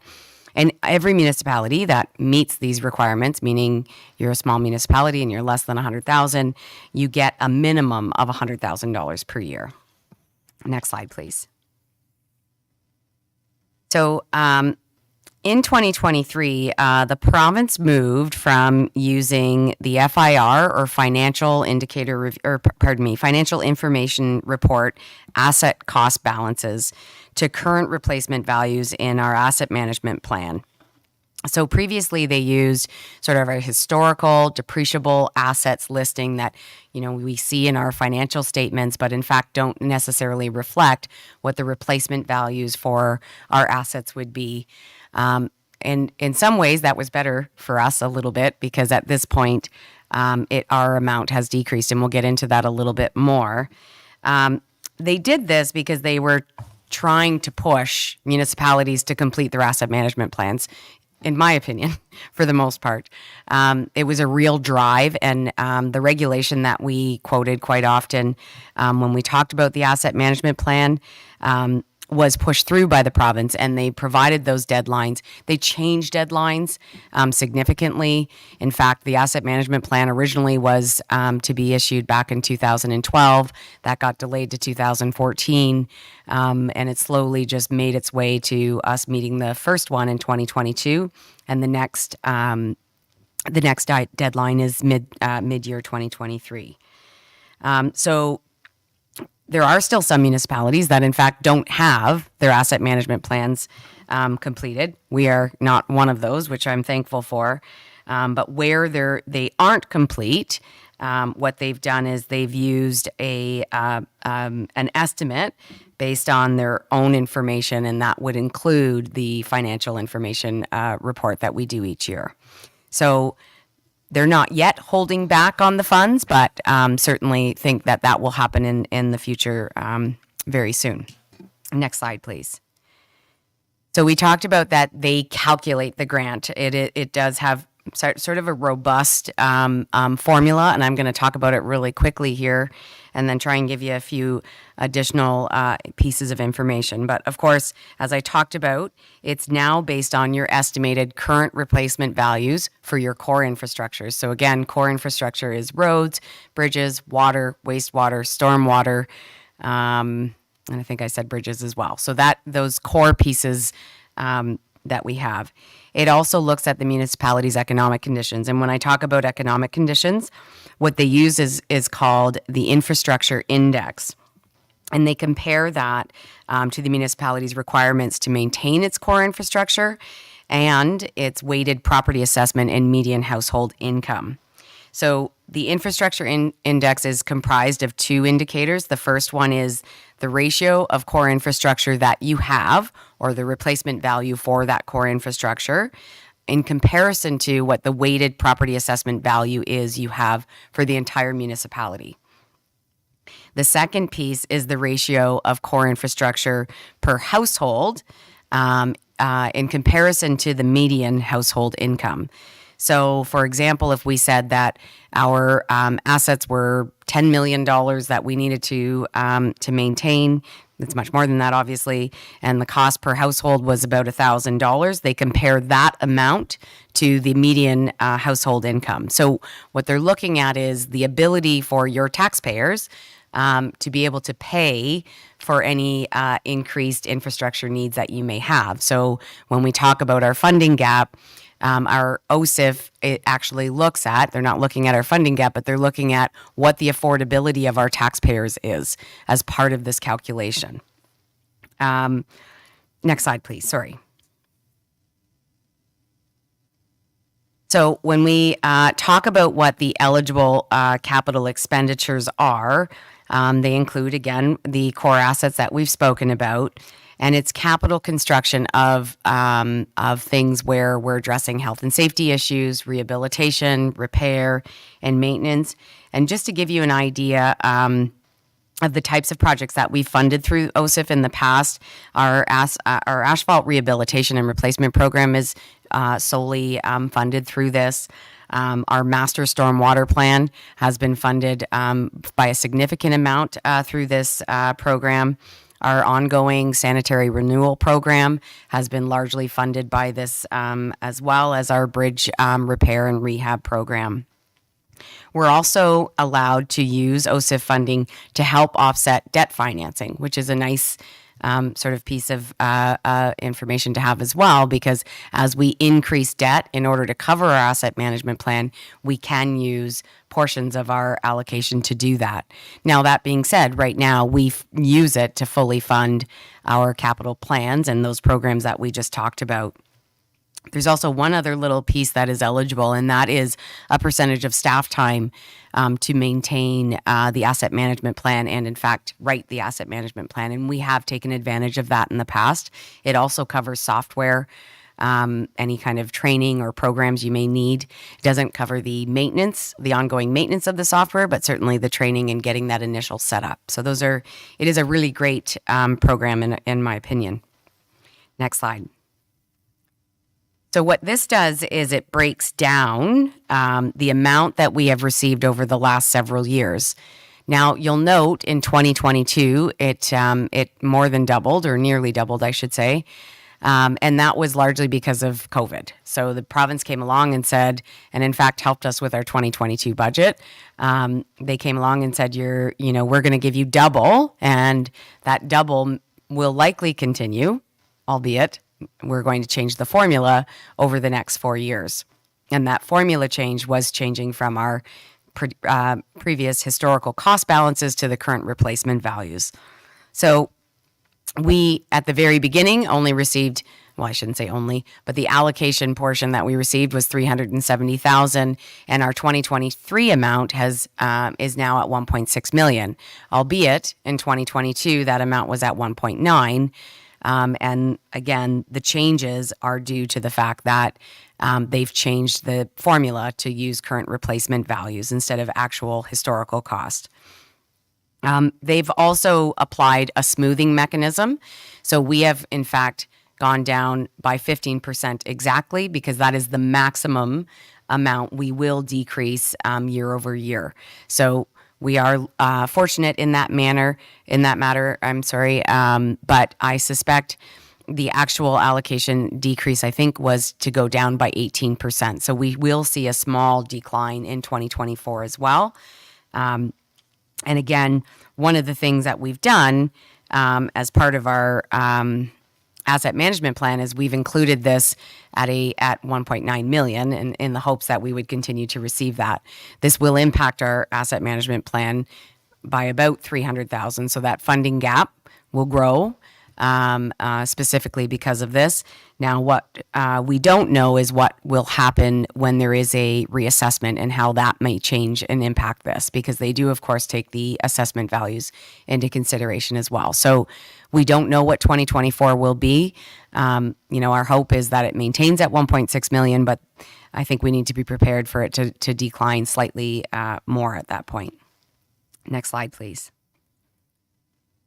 So what I did here was just give you an idea of what the area municipalities have received in comparison to us.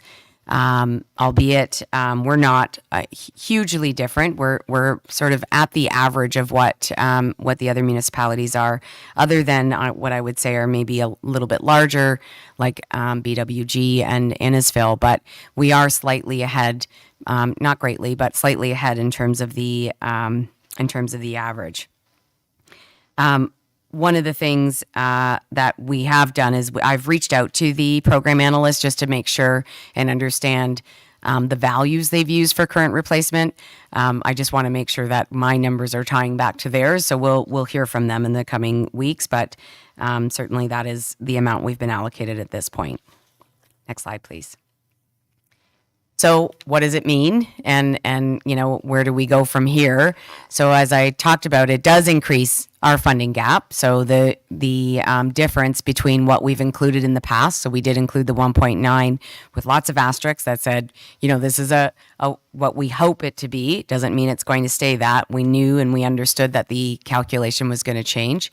So it will increase the funding gap by about 285,000, and of course means there's some increased pressure on the town to ensure we continue to build those reserves, as we've talked about, and I'm sure you've heard me say so many times tonight about asset management and how it impacts our tax levy. But I think we are very fortunate to receive these funds, albeit we'd like them to continue at the 1.9 million. It was a big jump from 2021 to 2022. And again, we will reach out to the program analyst and make sure we understand that the current replacement values are in fact in line with what we have noted in our asset management plan today. And that would be it. Okay, thank you. Councillor Baines. Through you, Mayor Hamlin, to the Treasurer. Would it be fair to say that one of the indices for the amounts of the award that you might get from the province would be the state of your AMP, so that if we have currently, as I understand, a $488,000 shortfall in 2023 for the AMP rather than zero, that we would receive less than if we were at zero? It's a great question. Through you, Your Worship, to Councillor Baines. In the past, that is the way they looked at it. They actually looked at how far away you were from that total cost, but that is not what happens now. So what they look at is your total replacement value, and that becomes a ratio. And then they say, here's what we think your taxpayers can afford based on the assessed values as well as their median household income. And that's how the calculation is stated. But I would say back when they did application based, I would agree that that's exactly the way it was sort of allocated. It was sort of, not, I don't want to say rewarding bad behavior in some way, but in fact, when you think it through, that it really was that the older municipalities, such as Town of Collingwood, received a little bit more from the application side because, in fact, they needed it. In comparison to a younger municipality, for example, that didn't have such an infrastructure gap. Sorry. Great. Thank you. Any other questions? Deputy Mayor? Thank you, Mayor Hamlin, and through you to the treasurer regarding the graph showing the amounts received over 21, 22, and 23.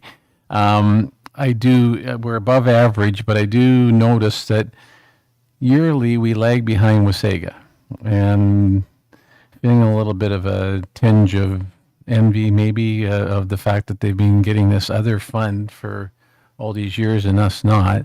And your familiarity with Wasaga, is there an easy explanation on? I would have thought it would be the opposite. I can understand us lagging behind Bradford and Innisfil because of their size. I would have thought we'd be ahead of Wasaga, and just wondered why. Can you offer up some thoughts? I can offer up some thoughts. So, if I may, through you, Your Worship, I think, to be perfectly honest, it has a lot to do with the median household income. When I was on the other side and I was in the beach, I often argued that it wasn't fair to use the median household income because I thought we deserved more. So now that I'm here, I think it's a bit of karma, but it's quite honestly, they use the median household income, and if you look at median household income in Collingwood, it is more than Wasaga Beach. On top of that, our assessed value is more. That's because we have a lot of more commercial and we have industrial, of which they don't have any of really. So when you look at what they call I'm sorry, I'm going to go back to my notes to say what they call that factor.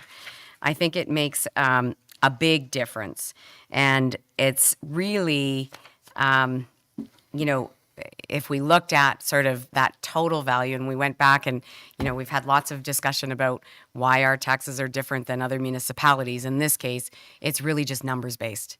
And they look at affordability. And that is really what the province is saying is your taxpayers can afford a little more because their median household income is X and you've got a larger base.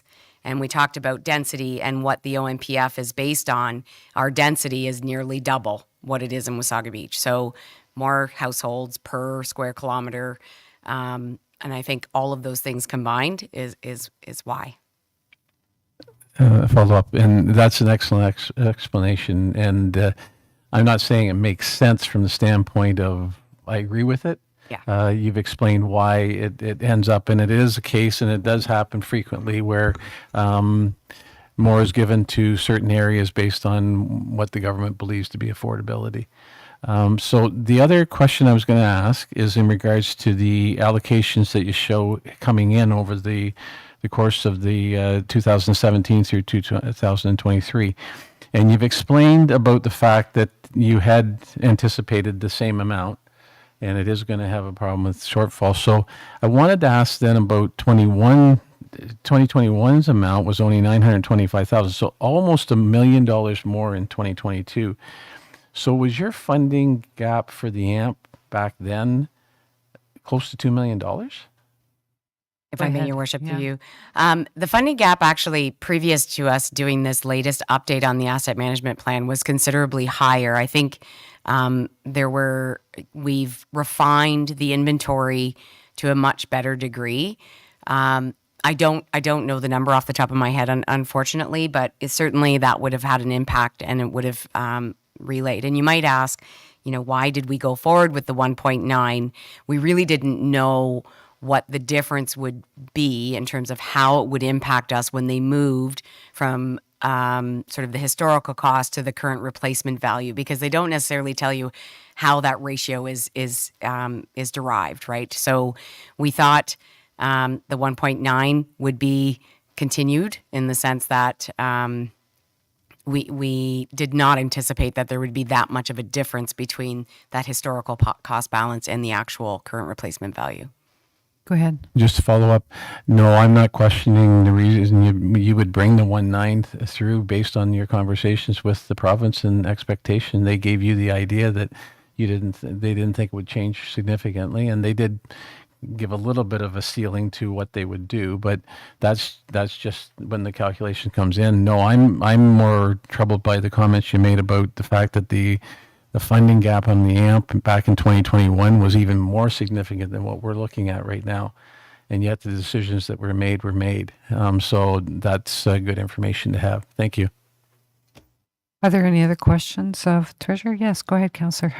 Through you, Mayor. I have a question about the back to the graph. Do you have any insights into why Innisfil is the only municipality that went in the other direction in 2023? I don't, in fact. I'd have to look to see why, but I suspect that their current replacement values increased significantly. But I'd have to look into it. I don't really know. But you're right, they are the only one. That was a good point. I didn't actually even pick that up. Any other questions? Nope. Thank you for that. Thank you. All right. Is there any other business to be dealt with on tonight's agenda? Okay, seeing none. Are there any public delegations, Clerk Almas? Not this time. Okay. So at this point, we can move into in-camera, and I'll read the motion here. Whereas the clerk hereby concurs the reasons for the in-camera session have been duly reviewed and considered, and the matters are authorized under the exception provisions to conduct a closed session in accordance with the Municipal Act prior to proceeding into closed session. Therefore, be it resolved that this standing committee proceeds in camera in order to address a matter pertaining to, and I'll just stop there. So I'm going to delete the reference to item B. So the first one is personal matters about an identifiable individual, including town or local board employees. That's A.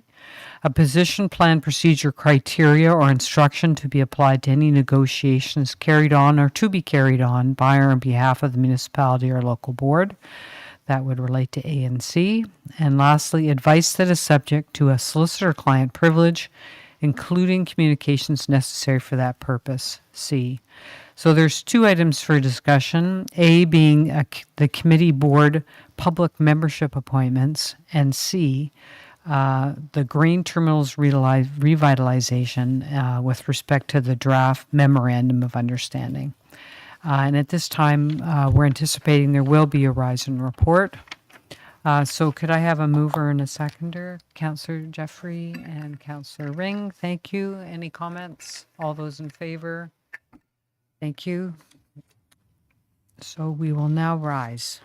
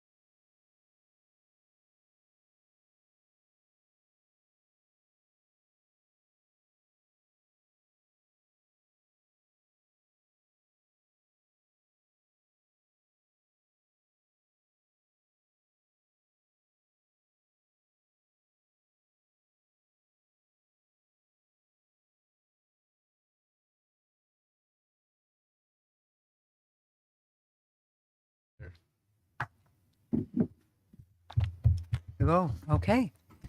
Welcome back to council, members of council, and I'm looking for a mover and a seconder to rise from in camera.